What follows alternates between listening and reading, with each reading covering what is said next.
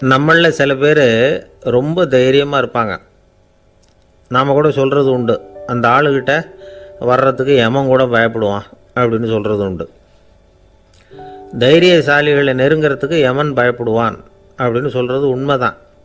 அது பொய் இல்லை. மன வலிமை இருக்குது பாருங்கள், அது மனுஷனை காப்பாற்றும். இது மருத்துவ ரீதியான உண்மை. உடல் கோளாறுகள் மன ஆரோக்கியத்தை பாதிக்கும். மன எழுச்சி, மன போராட்டம் இதெல்லாம் உடல் இயக்கத்தில் மாறுதலை உண்டாக்குது. சில வகையான நோய்களுக்கும் மனசுக்கும் இருக்கிற சம்பந்தம் என்னங்கிறத பற்றியெல்லாம் இப்போ ஆராய்ச்சி பண்ணுறாங்க. ஆஸ்மா, மூட்டு வலி, பெருங்குடல் அழற்சி, உயர் இரத்த அழுத்தம், சோரியாசிஸுங்கிற தோல் வியாதி, வயிற்று புண்ணு, இந்த தைராய்டு நச்சுத்தன்மை, இது மாதிரி நோய்களை உண்டாக்குறதுல மனசோட பங்கு என்னங்கிறத பற்றியெல்லாம் ஆய்வு பண்ணி பார்த்துருக்குறாங்க. எதுக்கு எடுத்தாலும் சோர்ந்து போகிறது, தோண்டு போகிறது, இப்படிப்பட்ட மனவாகு, அதோட யாரும் நமக்கு உதவ முடியாது அப்படிங்கிற மனோபாவம், கைவிடப்பட்ட மனநிலைமை, இதெல்லாம் நோயோட தீவிரத்தை ரொம்ப அதிகரிக்க செய்யுதான். இவங்கெல்லாம் அந்த கைகால் வலிக்குது, உடம்பு அசதியாக இருக்குது, தூக்கம் வரல, முதுகு வலிக்குது, உடம்புல உணர்ச்சி குறையுது, கை கால் விரல்லாம் மரத்து போகுது, இப்படி ஏதாவது சொல்லிக்கிட்டு டாக்டர்களை தேடி வந்துக்கிட்டு இருப்பாங்க. நெஞ்சு வலி யாருக்கு வருது தெரியுமா? பதற்றம், போட்டி மனப்பான்மை, அளவுக்கு அதிகமான வேகம், துடிப்பு, பேராசை, இதுலேயும் கட்டுப்பாடு, நேரம் தவறாமை, அப்புறம் இதெல்லாம் உள்ள மனவாக உள்ளவங்க இருக்கிறாங்கல்ல, அவங்க பெரும்பாலும் நெஞ்சு வலிக்கு ஆளாயிடுறாங்களாம். ஃப்ரீட்மேன் அப்படிங்கிறவர் நிறைய ஆராய்ச்சியெல்லாம் பண்ணி பார்த்துட்டு இதை உறுதிப்படுத்தியிருக்கிறார். அவர் பண்ணின ஆராய்ச்சியில் என்னெல்லாம் தெரிய வந்தது தெரியுமா? பொறுப்பு அதிகம் உள்ளவங்களுக்கு கண்டிப்பாக ரத்த அழுத்தம் வரும், அதிகமாக இருக்குமா. அதே மாதிரி கண்டிப்பாக இருக்கிறாங்கல்ல, அவங்களுக்கும் ரத்த அழுத்தம் அதிகரிக்குமா.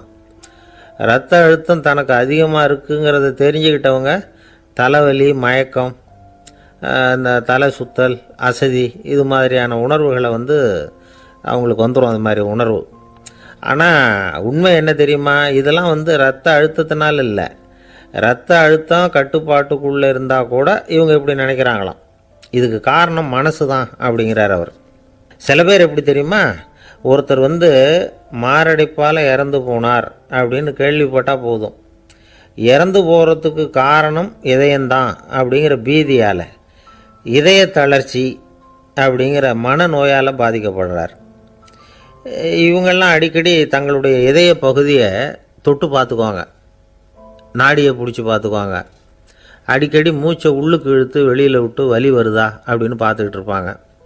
வேறு எங்கேயாவது வலிச்சா கூட நெஞ்சை வலிக்குதா அப்படின்னு பார்ப்பாங்க. நெஞ்சு வலிக்குதுன்னு கூட சில பேர் சொல்ல ஆரம்பிச்சிருவாங்க. ஆஸ்மாவுக்கும் மனசுக்கும் சம்பந்தம் உண்டு. தீர்வு காண முடியாத மன போராட்டங்கள் எல்லாத்துக்கும் அடுத்தவங்களையே சார்ந்து இருக்கிற மனநிலை, இதெல்லாம் ஆஸ்மாவினுடைய தீவிரத்தை அதிகப்படுத்திடும். பயம், இது எப்படின்னா என்ன நடக்குமோங்கிற பதற்ற நிலை, அப்புறம் இந்த பயம், இதெல்லாம் சுவாசித்தலை அதிகரிக்க செய்யுது இல்லையா. இதனால் இரத்தத்தின் காரத்தன்மை அதிகமாகி நோயின் தீவிரமும் அதிகமாகுது. மன போராட்டம், மனக்கவலை, மன இறுக்கம், இதெல்லாம் தோல் வியாதியை தூண்டி விடுதான். இது மாதிரி இன்னும் எவ்வளவோ இருக்குது. அதனால் இன்றைக்கி நமக்கு தேவை என்னென்னா மன வலிமை, மலர்ந்த முகம், இது ரெண்டு இருந்துட்டுதுன்னா பலவிதமான நோய்கள் நம்மக்கிட்ட நெருங்கி வராது. டாக்டர், என்ன நெருங்காமல் இருக்கிறதுக்கு நான் ஒரு காரியம் பண்ணுறேன் அப்படின்னார் ஒருத்தர். அவர் என்ன அர்த்தத்தில் சொன்னார்னா, டாக்டர் அவரை நெருங்காமல் இருக்கிறதுக்கு அவர் ஒரு காரியம் பண்ணுறாராம். நண்பர்கிட்ட சொன்னார். நண்பர் கேட்டார், அது என்ன காரியம் பண்ணுற அப்படின்னு கேட்டார். தினம் ஒரு ஆப்பிள் பழம் சாப்பிட்றேன்னார் அவர். ஏன்னா ஆங்கிலத்தில் ஒரு பழமொழி சொல்லுவாங்கள்ல, an apple a day keeps doctor away அப்படிம்பாங்க. ஒரு ஆப்பிள் பழம் சாப்பிட்டா டாக்டர் விலகியே இருப்பார், டாக்டர்கிட்ட போக வேண்டிய அவசியம் இருக்காது அப்படிங்கிறதுக்காக அந்த பழமொழி சொல்கிறது. என்ன, நான் யாருமே நெருங்காமல் இருக்கிறதுக்கு நான் ஒரு காரியம் பண்ணுறேன்னார் இன்னொருத்தர். டாக்டர் நெருங்காமல் இருக்கிறதுக்கு ஆப்பிள் பழம் சாப்பிட்றேன்னார் அவர். என்னை யாருமே நெருங்காமல் இருக்கிறதுக்கு நான் ஒரு காரியம் பண்ணுறேன்னார் இன்னொருத்தர். அது என்னன்னு கேட்டோம். தினம் ஒரு பூண்டு சாப்பிட்றேன்னார். ஏ கார்லிக் எ டே கீப்ஸ் எவ்ரிபடி அவே அப்படின்னு அதுக்கு ஒரு புது விளக்கமும் கொடுத்தார். இணைபிரியாத 2 நண்பர்கள் இருந்தாங்களாம். 2 பேரும் விடாமல் சிகரெட்டு குடிக்கிறவங்க. அதில் ஒருத்தன் செத்து போட்டான். இன்னொருத்தன் அதுக்கப்புறம் 2 சிகரெட்டாக குடிக்க ஆரம்பித்தானா. ஏன் இப்படி பண்ணுறேன்னு கேட்டிருக்காங்க. நான் ஒரு சிகரெட்டு தான் குடிக்கிறேன், செத்து போன என்னுடைய ஃப்ரெண்டு இருக்கானே செத்து போனவன், அவனுக்காக இன்னொரு சிகரெட்டு குடிக்கிறேன் அப்படின்னு நானா. இது ரொம்ப ஆபத்து, விட்டுடு அப்படின்னு சொல்லியிருக்காங்க. சரின்னு ஒத்துக்கிட்டான். ஆனால் அதுக்கப்புறமும் ஒரு சிகரெட் வீதமாக குடிச்சிக்கிட்டே இருந்தான். சிகரெட்டு பழக்கத்தை நீ இன்னும் விடலையான்னு கேட்டாங்களாம். அந்த பழக்கத்தை நான் எப்போ விட்டுட்டேன், இப்போ நான் குடிக்கிறது என் ஃப்ரெண்டுக்காக அப்படின்னு நானா. இவங்கெல்லாம் எப்படி திருந்துறது? Subscribe Hello TV Tamil. ஒரு மனுஷனை பார்த்து என்கிட்ட வாலாட்டாதே அப்படின்னு சொன்னா அவன் நம்மகிட்ட ஏதோ வம்புக்கு வர்றான்னு அர்த்தம். ஒரு நாயை பார்த்து யாரும் என்கிட்ட வாலாட்டாதே அப்படின்னு சொல்றது இல்லை. ஏன்னா நாய் வாலாட்டுனா அது நம்மகிட்ட தன்னுடைய நன்றியை தெரிவிக்கிறதாக நினச்சிக்கிட்டு இருக்கிறோம். ஆனால் அது அப்படி இல்லை அப்படின்னு சொல்கிறாங்க அது சம்பந்தமான நிபுணர்கள். ஒரு நாய் தன்னுடைய வாலை இந்த பக்கமும் அந்த பக்கமுமா இப்படியும் அப்படியும் ஆட்டிக்கிட்டு இருந்தா அது பதட்டத்தில் கூட இருக்கலாம். நாய் நட்பாக இருந்தாலும் வாலாட்டும், ஆத்திரத்தில் இருந்தாலும் வாலாட்டும், கோபத்தில் இருந்தாலும் வாலாட்டும், குழப்பத்தில் இருந்தாலும் வாலாட்டும், மகிழ்ச்சியாக இருந்தால் கூட அது வாலாட்டும். அதை நாம் தப்பாக புரிஞ்சுக்கிட்டு அதுக்கிட்ட போய் மாட்டிக்கக்கூடாது. நாயை பற்றி எனக்கு நல்லா தெரியும் அப்படின்னு சொல்கிறவங்க கூட அதுக்கிட்ட கடி வாங்கிட்டு நிற்கிறது உண்டு. நிபுணர்கள் என்ன சொல்கிறாங்க தெரியுமா? எப்போவுமே நாய்கள் திடீர்னு கடிச்சு விடுறதில்ல, கடிக்கிறதுக்கு முன்னாடி சில அறிகுறிகளை காட்டும். அதை சரியாக புரிஞ்சுக்கிட்டோம்னா தப்பிச்சுக்கலாம். ஒரு வீட்டுக்கு போகிறீங்க, அங்கே புதுசாக ஒரு நாயை பார்க்குறீங்க, உடனே அதுக்கிட்ட போய் குனிஞ்சு சிரிச்சுக்கிட்டே அது தலையில் தட்டுறீங்க. இது ரொம்ப தப்பான். ஒரு நாய் இன்னொரு நாயை நேருக்கு நேர் பார்த்து பல்ல காட்டுனா அது தன்னுடைய தன்முனைப்பை காட்டுதுன்னு அர்த்தமா. உன்னை விட நான் பெரியவன் அப்படின்னு சொல்லுதுன்னு அர்த்தம். அதனால் நீங்கள் அது மாதிரி கிட்ட போய் சிரிக்கிறோம் அப்படின்னு நினச்சிக்கிட்டு பல்ல காட்டினா உங்களையும் எதிரியாக நினச்சிரும். இன்னொரு விஷயம் என்னென்னா, தலையில் தட்டுனா நாய்க்கு பிடிக்காது. அது தன்னை அடக்கிறதாகவும் அச்சுறுத்துறதாகவும் நினச்சிக்கிட்டு இருக்கும். சரி, அப்படின்னா புதுசாக ஒரு இடத்துல அல்லது வீட்டில் நாய்க்குட்டியை பார்த்தா என்ன பண்ணுறது? நீங்கள் சும்மா இருங்க, அதுவாக கிட்ட வரட்டும். அதுக்கப்புறம் அதுக்கிட்ட கனிவாக பேசுங்க. கன்னம், மார்பு, தோல் இங்கெல்லாம் தட்டலாம், தப்பு இல்லையா?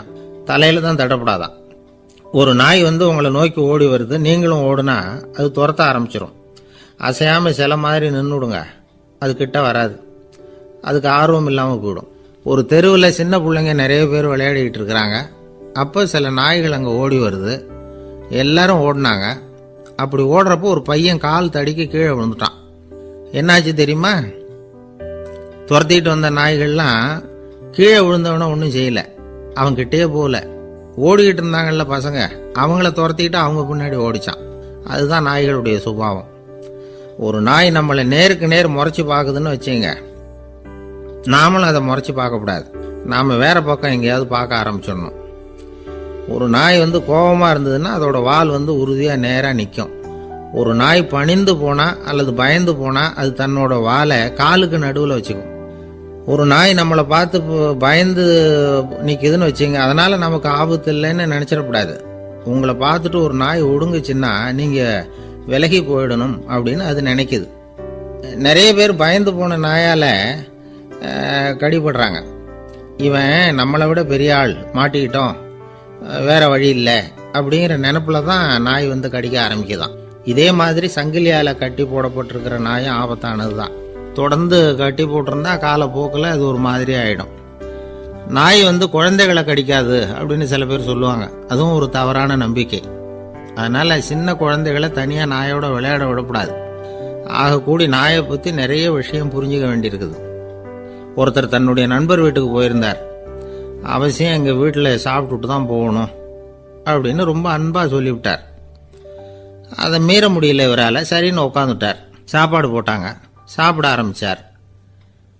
அவங்க வீட்டில் கட்டி போட்டிருந்த நாய்க்குட்டி இவர் சாப்பிட்றத முறைச்சி பார்த்துது. ஏன் இப்படி என்ன இது முறைச்சி பார்க்குது உங்கள் வீட்டு நாய்க்குட்டி அப்படின்னு அவர் கேட்டார். அப்போ அவங்க சொன்னாங்களாம், அதுக்கிட்ட ஒரு கெட்ட பழக்கமுங்க, தன்னோட தட்டில் யார் சாப்பிட்டாலும் அது அப்படி தான் முறைச்சி பார்க்கும் அப்படின்னாரா அவர். ஒரு குரங்கும் கழுதையும் நண்பர்கள், எங்கே போனாலும் சேர்ந்தே போவாங்க வருவாங்க. அப்போ அந்த கழுதை கொஞ்சம் கவலையோடு பேச ஆரம்பிச்சுதான். அதோ பாரு, அங்கே ஒரு புதர் தெரியுது இல்லையா, இந்த புதருக்குள்ளே ஒரு சிங்கம் இருக்குது. அந்த பக்கமாக நான் போகிறப்போ வர்றப்போலாம் அது என்கிட்ட வம்பு வளர்க்குது, தகராறு செய்யுது, என் மேலே பாயுது, என்னை தாக்குது ஏன்னு தெரியல அப்படின்னுது. இதை கேட்டதும் அந்த குரங்கு சொல்லிச்சு, இனிமேல் கவலைப்படாத, இந்த தடவை நான் உன்னை காப்பாற்றுறேன்னுது. அதுக்கப்புறம் ஒரு நாள் அந்த குரங்கும் கழுதியும் அந்த புதர் பக்கமாக போய்கிட்டு இருந்தாங்க. எதிர்பார்த்தது மாதிரியே நடந்தது. இந்த சிங்கம் எதிரில் வந்தது, கழுதியை பார்த்தது, உடனே அது மேலே பாய ஆரம்பிச்சுட்டுது. அவ்வளவுதான். உடனே இந்த குரங்கு என்ன பண்ணிச்சு தெரியுமா? கிடுகிடுன்னு ஒரு மரத்து மேலே ஏறி உட்காந்துக்கிட்டுது. அங்கே உட்காந்துக்கிட்டு கீழே அந்த கழுதியும் சிங்கமும் போடுற சண்டையை வேடிக்கை பார்க்க ஆரம்பிச்சுட்டுது. கொஞ்ச நேரம் கழித்து அடிபட்ட காயத்தோடு அந்த கழுதை மெதுவாக நடந்து வந்தது. குரங்கும் மெல்ல மரத்தை விட்டு கீழே இறங்குச்சு. இப்போ கழுதை கேட்டுது, என்னை காப்பாத்துறேன்னு சொல்லிவிட்டு காலை வாரி விட்டுட்டியே, நீ பாட்டுக்கு மரத்து மேலே ஏறி உட்காந்துக்கிட்டே, அது நியாயமானது. குரங்கு பரிதாபமாக அதை பார்த்துது. நான் மரத்து மேலே இருந்து நீங்கள் 2 பேரும் சண்டை போட்டதை பார்த்துக்கிட்டு தான் இருந்தேன். உன்னோட சத்தம் தான் அதிகமாக இருந்தது, அது நீ சிரிக்கிற மாதிரி எனக்கு கேட்டுது. அதனால் நீ தான் ஜெயிச்சுக்கிட்டு இருக்க போல இருக்கு அப்படின்னு நினச்சிவிட்டேன்னுது. இன்றைக்கி பல பேர் இப்படி தான் இருக்கிறாங்களாம். யார் ஜெயிக்கிறாங்க யார் தோக்குறாங்கங்கிறத முகத்தை பார்த்து கூட கண்டுபிடிக்க முடியறதில்ல. பேசுகிற பேச்சை வச்சு கூட கண்டுபிடிக்க முடியறதில்ல. தோற்கிறவங்க கூட சிரிக்கிற மாதிரி முகத்தை வச்சுக்கிறான். இன்றைய மனிதர்கள்கிட்ட ஏகப்பட்ட முரண்பாடுகள். பொய் முகங்களோட உலவுகிறவர்கள் தான் அதிகம். உண்மை முகம் எங்கே இருக்குது அப்படிங்கிறத புரிஞ்சுக்கிட்டு நண்பர்களை தேர்ந்தெடுக்கணும் அப்படிங்கிறது ஒரு முக்கியமான கருத்து. கடவுள் இந்த உலகத்தை படைச்சுட்டு அதுக்கப்புறமும் கொஞ்ச நாள் இங்கேயே தங்கியிருந்தாராம். அப்போ தான் அவருக்கு ஒரு உண்மை புரிஞ்சுதான், இந்த உலகத்தில் தங்கி இருக்கிறது எவ்வளவு இடைஞ்சல்னு. தினமும் மனிதர்கள் தேடி வந்து ஏதாவது புகார் சொல்லிக்கிட்டே இருந்தாங்களாம். எனக்கு அது வேணும் இது வேணும்னு கேட்டுக்கிட்டே இருந்தாங்களாம். சில பேர் வந்தாங்க, நாங்கள் வந்து விவசாயம் பண்ணுறோம், தண்ணி இல்லாமல் பயிர் காயுது, எங்களுக்கு மழை வேணும் அப்படின்னாங்க. அவங்க போனதும் அதுக்கப்புறம் சில பேர் வந்தாங்க, நாங்கள் வந்து மண்பானை செய்கிறவங்க, நிறைய பானை செஞ்சு வச்சுருக்குறோம், மழை பெஞ்சால் எல்லாம் கரைஞ்சி வீணாக போயிடும், அதனால் இன்றைக்கி மழை பெய்யக்கூடாதுன்னாங்க. கடவுள் பார்த்தார், அவருக்கு என்ன பண்ணுறதுன்னே தெரியல, ஏகப்பட்ட குழப்பம், தலையை பிச்சுக்கலாம் போல் இருந்தது. கிட்டத்தட்ட பைத்தியம் பிடிக்கிற அளவுக்கு ஆயிட்டுது. எல்லாருடைய ஆசைகளையும் அவரால் நிறைவேற்ற முடியல. ஏன்னா ஒன்றுக்கு ஒன்று முரண்பாடாக இருந்தது. ஒரு நாள் தன்னுடைய அமைச்சரவையை கூட்டி ஆலோசனை கேட்டார். என்ன செய்யலான்னு சொல்லுங்கன்னார். இது என்ன பிரமாதம், பேசாமல் இமயமலை அடிவாரத்தில் போய் உட்காந்துங்க, யாரும் தொந்தரவு பண்ண மாட்டாங்கன்னாங்க. அங்கேயும் மனிதர்கள் வர ஆரம்பிச்சுருவாங்களேன்னார் கடவுள். சரி அப்படின்னா சந்திரனில் போயிருந்துக்கலாமேன்னாங்க. அங்கேயும் மனுஷன் குடி வர போகிறான் அப்படின்னார் கடவுள். வெகு தூரத்துக்கு அப்பால் உள்ள நட்சத்திர மண்டலத்துக்கு போயிடலான்னாங்க. இதெல்லாம் நிரந்தர தீர்வாகாது, நிரந்தரமாக இந்த மனிதனுடைய தொல்லையிலேருந்து நான் விடுபடணும், அதுக்கு ஏதாவது வழி சொல்லுங்கன்னார் கடவுள். ஒரு வயசான ஆள் வந்தார். கடவுளுக்கு காதோட காதாக ஒரு வழியை சொன்னார். கடவுளுக்கு முகம் மலர்ந்தது. அதுதான் சரி, அப்படியே செஞ்சுடலான்னார். அந்த ஆள் சொன்ன ரகசியம் என்ன தெரியுமா? மனிதனால் அடைய முடியாத ஒரு இடம் இருக்குது, அது வேற எங்கேயும் இல்லை, அவனுக்கு உள்ளே இருக்குது, அங்கே போய் மறைஞ்சிங்க, அதுக்கப்புறம் மனிதர்களால் உங்களுக்கு தொந்தரவு இருக்காதுன்னார். மனிதன் நினைக்காத இடம் அதுதான். அதாவது உள்ளுக்குள்ளே இருக்கிற உண்மையை புரிஞ்சுக்காம வெளியில் எங்கேயோ அது இருக்கிறதாக நினச்சி வரட்டிக்கிட்டு அலையிறான் மனுஷன். உள்ளே இருக்கிற உண்மை புரிஞ்சா நாம் தன்னம்பிக்கையோட தலை நிமிர்ந்து வாழலாம். வேடிக்கையாக ஒரு கதை சொல்லுவாங்க. இதை பாருங்கள், நம்ம பையன் எங்கே பணம் வச்சாலும் எடுத்து விடுறான், என்ன பண்ணுறதுன்னாங்க அம்மா. அப்பா கொஞ்சம் நேரம் யோசனை பண்ணார். அதுக்கப்புறம் சொன்னார், அவன் கண்ணில் படாத இடமா நம்ம வீட்டில் இருக்கிறது ஒரே இடம் தான், அங்கே பணத்தை வை திருட்டு போகாதுன்னார். அது எந்த இடம்னு கேட்டாங்க. அதுதான் அவன் பாட புஸ்தகம், அதில் வச்சிரு, அவன் தொடவே மாட்டான். பாட புத்தகத்தை தொடாமல் பரீட்சையில் வெற்றி பெற முடியாது அப்படிங்கிறத புரிஞ்சுக்கணும். உள்ளே இருக்கிற உண்மையை தொடாமல் வாழ்க்கையில் வெற்றி பெற முடியாது. அதனால் உண்மையை புரிஞ்சுக்கிட்டா வாழ்க்கையில் வெற்றி நிச்சயம். ஒருத்தரை பார்த்து உன்னுடைய நண்பர்கள் யார் அப்படின்னு ஒரு கேள்வி கேட்டு பாருங்க. கொஞ்சம் யோசித்து பதில் சொல்லுவாங்க. அவங்கக்கிட்டேயே உன்னுடைய எதிரிகள் யார் அப்படின்னு கேளுங்க, கடகடன்னு ஒப்பிச்சிருவாங்க. நம்ம மனசு இருக்க, அது எப்படின்னா நம்ம நண்பர்களை விட எதிரிகளை அது நல்லா ஞாபகத்தில் வச்சுக்கும். இது ஒரு ஆச்சரியமான உண்மை. உங்களால் நண்பர்களை மறந்துட முடியும், ஆனால் எதிரிகளை மறந்துட முடியாது. இது ஒரு வேடிக்கையான நிலைமை தான். அழகான தருணங்களை நாம் ஏன் மறந்துடுறோம்? இது இயற்கை. ஏன்னா நம்ம மனசு மலர்களை கவனிக்கிறதில்ல, அதில் இருக்கிற முள்ளை தான் கவனிக்குது. தன்னை காயப்படுத்துகிற எதையும் அது உடனே கண்டுகொள்ளுது. ஒரு தெளிந்த சிந்தனை உடைய மனசு மிக அழகாக உள்ள எல்லாத்தையும் கவனிக்கும். அது நன்றியுடன் உணரக்கூடிய எல்லாத்தையும் பார்த்து குறிச்சிக்கும். இப்படிப்பட்டவங்க வாழ்க்கை இயல்பாகவே நல்லா அமையும். அது ரொம்ப அபூர்வம். மனசில் உள்ள ஒரு சிறிய அமைப்பை மாற்றுவதை பொறுத்து தான் இந்த விஷயம் அப்படிங்கிறார் ஓஷோ. ஒரு யூத கோவில் இருந்து தான், அது யூதர்களின் மடமாகவும் இருந்தது. அங்கே ஒரு தலைமை குரு அவர் ரொம்ப கண்டிப்பானவர். அந்த கோவிலை ஒட்டி ஒரு தோட்டம். ஒரு நாள் காலையில் அந்த தோட்டத்தில் 2 இளம் யூதர்கள் நடந்து போய்கிட்டு இருக்கிறாங்க. காலையில் 1 மணி நேரம், மாலையில் 1 மணி நேரம் அவங்க அந்த தோட்டத்தில் நடக்கிறதுக்கு அனுமதி உண்டு. மற்ற நேரங்களில் அவங்க மத புத்தகங்களை படிக்கணும், பிற விதிமுறைகளை கடைபிடிக்கணும். அந்த 2 பேருமே தொடர்ந்து புகைப்பிடிக்கிற பழக்கம் உள்ளவங்க. ஆனால் கோவில் மடத்தில் இருக்கிறப்போ அவங்க புகைப்பிடிக்க முடியாது, அது கடுமையான குற்றம். சரி, நாம் தோட்டத்தில் இருக்கிறப்போவாவது புகைப்பிடிக்கலாமா அப்படின்னு ஒரு ஆசை அவங்க 2 பேருக்குமே. இருந்தாலும் பயம். இப்படி கேட்டால் மதகுரு என்ன சொல்லுவாரோ அல்லது என்ன செய்வாரோங்கிற பயம். இப்படியே கொஞ்ச நாள் ஆச்சு. ஒரு நாள் இந்த 2 பேரில் ஒருத்தன் ரொம்ப கலங்கி போய் அந்த கோவிலிருந்து வெளியில் வந்துக்கிட்டு இருந்தான். வந்தவன் நேராக தோட்டத்து பக்கம் போனான். அங்கே இன்னொருத்தன் ஆனந்தமாக புகை பிடிச்சிக்கிட்டு இருக்கிறான். அதை பார்த்ததும் இவனுக்கு அதிர்ச்சி. அட கடவுளே, என்ன இது, நீ கேட்காமலே ஆரம்பிச்சிட்டியா அப்படின்னா. இல்லை இல்லை, நான் கேட்டுவிட்டு தான் ஆரம்பிச்சிருக்கேன்னா அவன். அப்படியா, என்ன மனுஷன் இவர், நானும் தான் கேட்டேன், என்னை கண்ணாபுண்ணான்னு திட்டிவிட்டார். இது என்ன கோவிலா இல்லை நரகமா? உனக்கு புகை பிடிக்கணும்னு ஆசையாக இருந்தால் நரகத்துக்கு போகணும்னு சொல்லிவிட்டார். அது சரி, உன்னை மட்டும் எப்படி அனுமதிச்சார் அப்படின்னு கேட்டான் இவன். அவன் சிரிச்சுக்கிட்டே, நீ எப்படி கேட்ட சொல்லு அப்படின்னா. நாம் இந்த தோட்டத்துக்கு வர அனுமதிக்கப்பட்டிருக்கிறதே ஜபத்துக்காகத்தானே, அதனால் நான் ஜபம் சொல்லும் பொழுது புகை பிடிக்கலாமா அப்படின்னு கேட்டேன். அதுக்கு தான் அவர் சத்தம் போட்டு என்னை அடிக்கவே வந்துட்டார் அப்படின்னா இவன். நீ ஒரு மாதிரியாக கேட்டிருக்க, நான் வேற மாதிரியாக கேட்டிருக்கிறேன். ஜெபம் சொல்லும்போது புகை பிடிக்கலாமான்னு நீ கேட்டிருக்க. ஐயா, புகை பிடிக்கும் பொழுது ஜெபிக்கலாமா அப்படின்னு நான் கேட்டேன். அதில் தப்பு ஒன்றும் இல்லை அப்படின்னு பதில் சொல்லிட்டார் அப்படின்னா.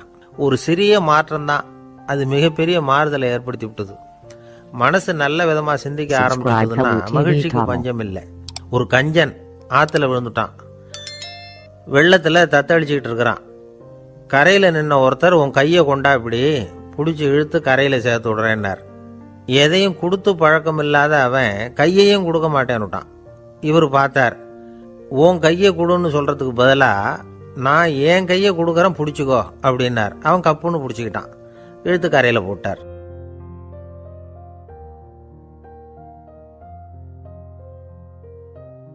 ஜப்பானில் உள்ள ஒரு புத்த விகாரை, அங்கே ஒரு வயசான பௌத்த குரு தங்கியிருக்கிறார். ஒரு நாள் ராத்திரி கடுமையான குளிர், அவரால் தாங்க முடியல. பார்த்தார், மரத்தில் செஞ்ச புத்த சிற்பங்கள் அங்கே நிறைய இருந்தது. அதில் ஒன்றை எடுத்து அதுக்கு தீ மூட்டி அந்த நெருப்பில் குளிர் காஞ்சிக்கிட்டு இருக்கிறார். மர சிற்பம் தீ வச்சதும் படபடன்னு வெடிக்க ஆரம்பிச்சுட்டுது. அந்த சத்தத்தை கேட்டதும் அந்த புத்த விகாரையின் குருக்கள் வெளியில் ஓடி வந்தார். இவர் ஆனந்தமாக குளிர் காஞ்சிக்கிட்டு இருக்கிறார். அவரால் பொறுத்துக்க முடியல. தெருவில் தெரிஞ்சுக்கிட்டு இருந்த அந்த பெரியவரை இங்கே தங்க அனுமதிச்சதே அவர் தான். இவர் இப்படி பண்ணுறாருன்னு நினச்சிக்கிட்டே அவரை கோபமாக பார்த்தார். ஏன் இப்படி கோபமாக பார்க்குறீங்க, இப்படி வந்து உட்காருங்க அப்படிங்கிறாரு இவர். அவருக்கு இன்னமும் கோபம் வந்துட்டுது. எங்கள் கடவுளை வந்து எரிச்சுட்டீங்களே அப்படின்னு சத்தம் போட்டாராம். அப்படியா அப்படின்னு கேட்டுக்கிட்டே அந்த சாம்பலை கிளறினார் இவர். என்ன செய்கிறீங்கன்னு கேட்டிருக்காரு அவர். நான் எலும்புகளை தேடுறேன்னாராம். நீங்கள் ஒரு பைத்தியம், இது ஒரு மர சிற்பம், இதில் எலும்புகள் கிடையாது அப்படின்னாராம். அவருக்கு கோபம் வந்துட்டுது. உடனே வெளியில் போங்கன்னு கத்தியிருக்கார். வெளியில் தள்ளி கதவையும் சாத்தி விட்டாராம். மறுநாள் காலையில் கதவை திறந்து பார்த்தா அந்த வயசான பெரியவர் ஒரு மைல்கல் மேலே சில காட்டு பூக்களை வச்சு புத்தம் சரணம் கச்சாமின்னு சொல்லிக்கிட்டே இருக்கிறார். இவருக்கு சந்தேகமாக போட்டுது. கிட்ட போனார். என்ன செஞ்சுக்கிட்டு இருக்கீங்கன்னு கேட்டார். இது என்னுடைய காலை நேர பிரார்த்தனைனாராம். நிஜமாவே நீங்கள் ஒரு பைத்தியமாக தான் இருக்கணும், ஏன்னா அது ஒரு மைல்கல் அப்படின்னாராம். இப்போ அந்த பெரியவர் சொன்னாராம், நீங்கள் ஒரு மரத்தை புத்தராக நினைக்கும் பொழுது நான் ஏன் ஒரு மைல்கல்ல புத்தராக நினைக்கக்கூடாது? நான் வந்து புத்தரை எரிக்கலாம், ஏன்னா அவரை நான் நேசிக்கிறேன். அந்த சிற்பம் வந்து மரத்தால் ஆனதுங்கிறது எனக்கு தெரியும். நான் ஒரு மைல்கல்லை தொழலாம், ஏன்னா அது எனது பூக்களை தாங்குது. நான் இந்த மைல்கல்லுக்குள்ளே மறைஞ்சிருக்கிற புத்தரை பார்க்குறேன். யாராவது ஒரு சிற்பி இதை சிலையாக்கினாதான் நீங்கள் புத்தரை பார்க்க முடியும். அன்னைக்கு ரொம்ப குளிராக இருந்தது. நான் எனக்குள்ளே இருக்கிற புத்தரையும் பாதுகாக்கணும். உள்ளே இருக்கிற புத்தரை காப்பாற்றுறதுக்காக வெளியில் உள்ள புத்தரை எரிக்கலாம், அதில் ஒன்றும் தப்பு இல்லை. அது அவருடைய போதனையிலேயே இருக்கு. உனக்குள் ஜோதியாக இரு அப்படிங்கிறது அவருடைய போதனை. என்னுடைய புத்தர் வந்து குளிரில் நடுங்கிட்டு இருந்தார். அந்த மர சிற்பங்கள் வெயில் மழையில் உணர்ச்சி இல்லாமல் இருந்தது, அதனால் அப்படி பண்ணினேன். ஆனால் நீங்கள் என்ன பண்ணீங்க? நான் ஒரு மர புத்தரை எரிச்சதுக்காக உயிருள்ள புத்தரை வெளியில் தள்ளி கதவை சாத்தினீங்க அப்படின்னாராம் அந்த பெரியவர். உண்மையான பக்திங்கிறது இதுதான். அதாவது உனக்குள் ஜோதியாக இரு அப்படின்னு புத்தர் சொன்னார் இல்லையா, அது மாதிரி தனக்குள் ஜோதியாக இருக்கிற இந்த காலத்து ஆசாமிகள் நிறைய பேர் உண்டு. எப்பவும் போதையிலேயே இருக்கிறவங்க. ஒரு நாள் நடு ராத்திரி ஒரு மது கடையில் ஒரு ஆள் அங்குள்ள சிப்பந்திகள் கிட்ட கேட்டுக்கிட்டு இருக்கிறான். மறுபடியும் இந்த கடை எப்போ திறப்பாங்கன்னு கேட்டானா. நாளைக்கு காலையில் 8 மணிக்கு திறப்பாங்க அப்படின்னு நானா அங்கே இருந்த ஆள். அவன் திருப்பி திருப்பி அதையே கேட்டுக்கிட்டு இருக்கான். இவனுக்கு பதில் சொல்லி சொல்லி அழுத்து போச்சு. அதான் சொல்கிறேன் ஐயா, நாளைக்கு காலையில் வா அப்படின்னாங்களாம். அதுக்கு இவன், நான் வர்றதுக்காக கேட்கலையா, நேத்திக்கு வந்தவன் உள்ளேயே மாட்டிக்கிட்டேன், வெளியில் போகிறதுக்காக கேட்டேன் அப்படின்னானா. இன்பம் துன்பம் இது ரெண்டும் சேர்ந்தது தான் வாழ்க்கை. இது எல்லாரும் சொல்லிகிட்டு இருக்கிற ஒரு உண்மை. அது சரி, இது ரெண்டும் வர்றதுக்கு என்ன காரணம்? துறவி ஒருத்தர் யோசித்து பார்த்துருக்கார். இன்ப துன்பம் தோன்றுவதற்கு முக்கியமாக 6 காரணங்கள் உண்டு அப்படிங்கிறார் அவர். அது என்னங்கிறத நாமளும் தெரிஞ்சு வச்சுக்குவோமே. இப்போ முதல் காரணம் சுயநலம். ஒரு தாயார் வந்து தன்னுடைய சுயநலம் கருதி தன்னுடைய மகன் இன்பமாக இருக்கணும்னு ஆசைப்படுறாங்க. மகனும் அப்படியே ஆசைப்படுறான். அதனால் தாயாரின் இன்ப துன்பங்களை பார்த்துட்டு மகனும் இன்ப துன்பம் அடையிறான். அந்த அம்மாவுக்கும் அதே நிலைமை தான். 2வது காரணம் உறவு. நான் துறவியான பிறகு கூட உறவுங்கிற காரணத்தினால தான் தாயாருடைய சுக துக்கங்களை கண்டு நானும் சுக துக்கம் அடைகிறேன். என் தாயாருடைய நிலைமையும் இதுதான் அப்படிங்கிறார் ஒரு துறவி. 3வது காரணம் என்னென்னா அறிமுகம். எனக்கு அறிமுகமான ஒருத்தரை ரயில் நிலையத்தில் சந்திக்கிறேன். அவர் தன்னுடைய பணப்பையை எங்கேயோ தொலைச்சி விட்டு வருத்தப்பட்டு இருக்கிறார். நானும் வருத்தப்படுறேன். அந்த சமயத்தில் யாரோ ஒருத்தர் இதுதானே அவங்க பணப்பை அப்படின்னு சொல்லி கொண்டாந்து நீட்டுறார். பணப்பையை தொலைச்சவர் சந்தோஷப்படுறார், நானும் சந்தோஷப்படுறேன். இது அந்த துறவி சொல்கிற அனுபவம். 4வது காரணம் என்னென்னா கருணை. எனக்கு முன்னே பின்னே தெரியாத ஒருத்தனை யாரோ ஒருத்தன் அடித்து காயப்படுத்தி போடுறான். கருணை காரணமாக நான் அதுக்காக துக்கப்படுறேன். 5வது காரணம் எதையும் நம்புறது. ஒரு பசுமாட்டை ஒரு முரணை அடிச்சுக்கிட்டு இருக்கிறான் அப்படின்னு ஒருத்தர் வந்து நம்மகிட்ட சொல்கிறாருன்னு வைங்க, உடனே நான் துக்கப்படுறேன். இன்னொருத்தர் வந்து அந்த முரணனை போலீஸ்காரங்க பிடிச்சிட்டு போயிட்டாங்கன்னு சொல்லி சொல்கிறார், நான் உடனே சந்தோஷப்படுறேன். 3வதாக ஒருத்தர் வந்து முதல் 2 பேரும் சொன்னது பொய்யுங்கிறார். அப்போ நான் இன்ப துன்பம் ரெண்டுமே இல்லாமல் நிம்மதியாக இருக்கிறேன். இது ஒரு விதம். அடுத்தது 6வது காரணம் என்னென்னா தன்மயமாகுதல். ஒரு நாவல் படிச்சுக்கிட்டு இருக்கிறோம், அதில் வர்ற பாத்திரங்களோட நாம் ஒன்றி போயிடுறோம். அதில் வர்ற பாத்திரங்கள் சிரிச்சுதுன்னா நாமளும் சிரிக்கிறோம், அது அழுதுன்னா நாமளும் அழறோம். அதெல்லாம் வந்து அந்த துறவி சொல்கிற அனுபவ உண்மைகள். இன்ப துன்பம் இது ரெண்டும் தோன்றுவதற்கு சுயநலம், உறவு, அறிமுகம், கருணை, எதையும் நம்புறது, தன்மயமாகிறது, இது எல்லாம் தான் முக்கிய காரணம் அப்படின்னு அவர் சொல்கிறார். ஆக கூடி ஒட்டு மொத்தமாக யோசனை பண்ணி பார்த்தா பிற பொருள்கள் மீது பற்றுதல் காரணமாக தான் நாம் வந்து இன்ப துன்பம் அடையிறோம் அப்படிங்கிறத புரிஞ்சுக்க முடியுது. மனுஷன் வந்து இன்ப துன்பம் அடையிறதுக்கு 7வது காரணம் கூட ஒன்று உண்டு அப்படின்னு சொல்லிகிட்டே வந்தார் ஒருத்தர். அது என்ன அப்படின்னு கேட்டோம். அதுதான் சார் இந்த நீங்கள் சொல்லிட்டு வர்ற இன்று ஒரு தகவல்னார். எப்படி சொல்கிறீங்கன்னு கேட்டோம். இன்று ஒரு தகவல் கேட்க ஆரம்பிக்கிறப்போ மனசில் இன்பம், ஆரம்பித்த உடனே இது ஏற்கனவே கேட்ட சமாச்சாரமாச்சே அப்படின்னு நினைக்கிறப்போ துன்பம் அப்படின்னு அதுக்கு ஒரு விளக்கம் கொடுத்தார் அவர். நம்பிக்கை இல்லைன்னா இந்த உலகத்தில் நாம் வந்து நடமாடவே முடியாது. அவநம்பிக்கையோடு இருந்துக்கிட்டு இருந்தால் என்றைக்கும் அவஸ்தை தான். நாம் நம்புறது நடக்குதோ இல்லையோ அது வேறு விஷயம். ஆனால் எதையும் நம்பி தான் நாம் அடி வைக்க வேண்டியிருக்கு. வேறு ஒன்றும் வேணாம், ஒரு லாட்ரி சீட்டு வாங்குகிறோம், அது எங்கே நமக்கு விழப்போகுது அப்படிங்கிற அவநம்பிக்கையோடவா வாங்குகிறோம். பரிசு நமக்கு தான் அப்படிங்கிற நம்பிக்கை உள்ளூர இருக்கிறதுனால தான் அதை வாங்குகிறோம். இருந்தாலும் முடிவு வேறு மாதிரி ஆகிடுது. அதுக்காக மனசு சோர்ந்து போகிறதில்ல, அடுத்த மாதமும் சீட்டு வாங்குகிறோம். இந்த நம்பிக்கை தான் மனித வாழ்க்கைக்கு ஆதாரம். ஒரு கடையில் போய் டீ சாப்பிட்றீங்க, அந்த டீ நல்ல டீ தானா, அதில் விஷம் கலந்துருக்குமா அப்படிங்கிற சந்தேகம் வந்துட்டுதுன்னு வச்சுங்க. அதுக்கப்புறம் அதை எப்படி நீங்கள் சாப்பிட முடியும்? நம்பி தான் சாப்பிட்ணும். ரயில் ஒழுங்காக போய் சேருங்கிற நம்பிக்கை இருக்கிறதுனால தான் அதில் ஏறி உட்காடுறோம். லெட்டர் ஒழுங்காக போய் சேருங்கிற நம்பிக்கை இருக்கிறதுனால தான் பெட்டியில் போடுறோம். சரி, நம்ம கதையெல்லாம் நம்மளோட இருக்கட்டும். மனித நம்பிக்கை எந்த அளவுக்கு உறுதியாகவும் அறிவுபூர்வமாகவும் இருக்கணுங்கிறதுக்கு அலெக்சாண்டர் வாழ்க்கையில் நடந்த ஒரு சம்பவத்தை உதாரணமாக சொல்லலாம். இந்த உலகத்தையே ஜெயிக்கணும்னு புறப்பட்டார் அலெக்சாண்டர். ஒரு கட்டத்தில் அவர் சிட்னஸ் நதி கரைக்கு சேர்ந்தார். அந்த சமயத்தில் அவருக்கு கடுமையான நோய் வந்துட்டுது. அவர் கூடவே வந்திருந்த கிரேக்க வைத்தியர்கள் என்னென்னமோ முயற்சியெல்லாம் பண்ணி பார்த்தாங்க. இருந்தாலும் அலெக்சாண்டருக்கு வந்திருக்கிறது என்ன நோய்ங்கிறத அவங்களால கண்டுபிடிக்க முடியல. ஏன்னா அந்த பகுதியில் உள்ளவங்களுக்கு மட்டுமே அதிகமாக வரக்கூடிய ஒரு வினோதமான நோயாக இருந்தது அது.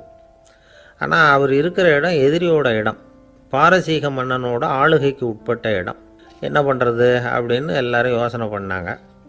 பாரசீக மன்னனோட அரண்மனையில் இருக்கிற வைத்தியர் வந்தால் இந்த நோயை குணப்படுத்தி விடுவார் அப்படின்னு சொன்னாங்க. இருந்தாலும் எதிரியோட நாட்டில் இருக்கிற வைத்தியரை கூப்பிட்டு எப்படி நம்பி வைத்தியம் பார்க்க சொல்கிறது அப்படின்னு சொல்லி எல்லோரும் தயங்கினாங்க. ஆனால் அலெக்சாண்டர் தயங்கலை. பரவாயில்ல, அழைச்சிட்டு வாங்கன்னு விட்டார். உடனே அவரை போய் அழைச்சிட்டு வந்துட்டாங்க. அவர் வந்தார். அலெக்சாண்டர் உடம்பை பரிசோதனை பண்ணி பார்த்தார். சரி, இதை குணப்படுத்தி விடலாம், பயப்பட வேண்டியதில்லை. ஆனால் இதுக்கு ஒரு மூலிகை ரசம் தயார் பண்ணி கொடுக்கணும். நான் போய் அதை தயார் பண்ணிவிட்டு 2 நாளில் திரும்பி வந்துடுறேன் அப்படின்னு சொல்லிவிட்டு போனார் அந்த வைத்தியர். அதே மாதிரி 2 நாளில் திரும்பி வந்தார் மூலிகை ரசத்தோட. இதுக்கு இடையில் அலெக்சாண்டரோட தளபதிகளில் ஒருத்தர் ரகசியமாக ஒரு எச்சரிக்கை கடிதம் கொடுத்து அனுப்பியிருக்கிறான். அதை வாங்கி என்ன விஷயம்னு பார்த்தார்.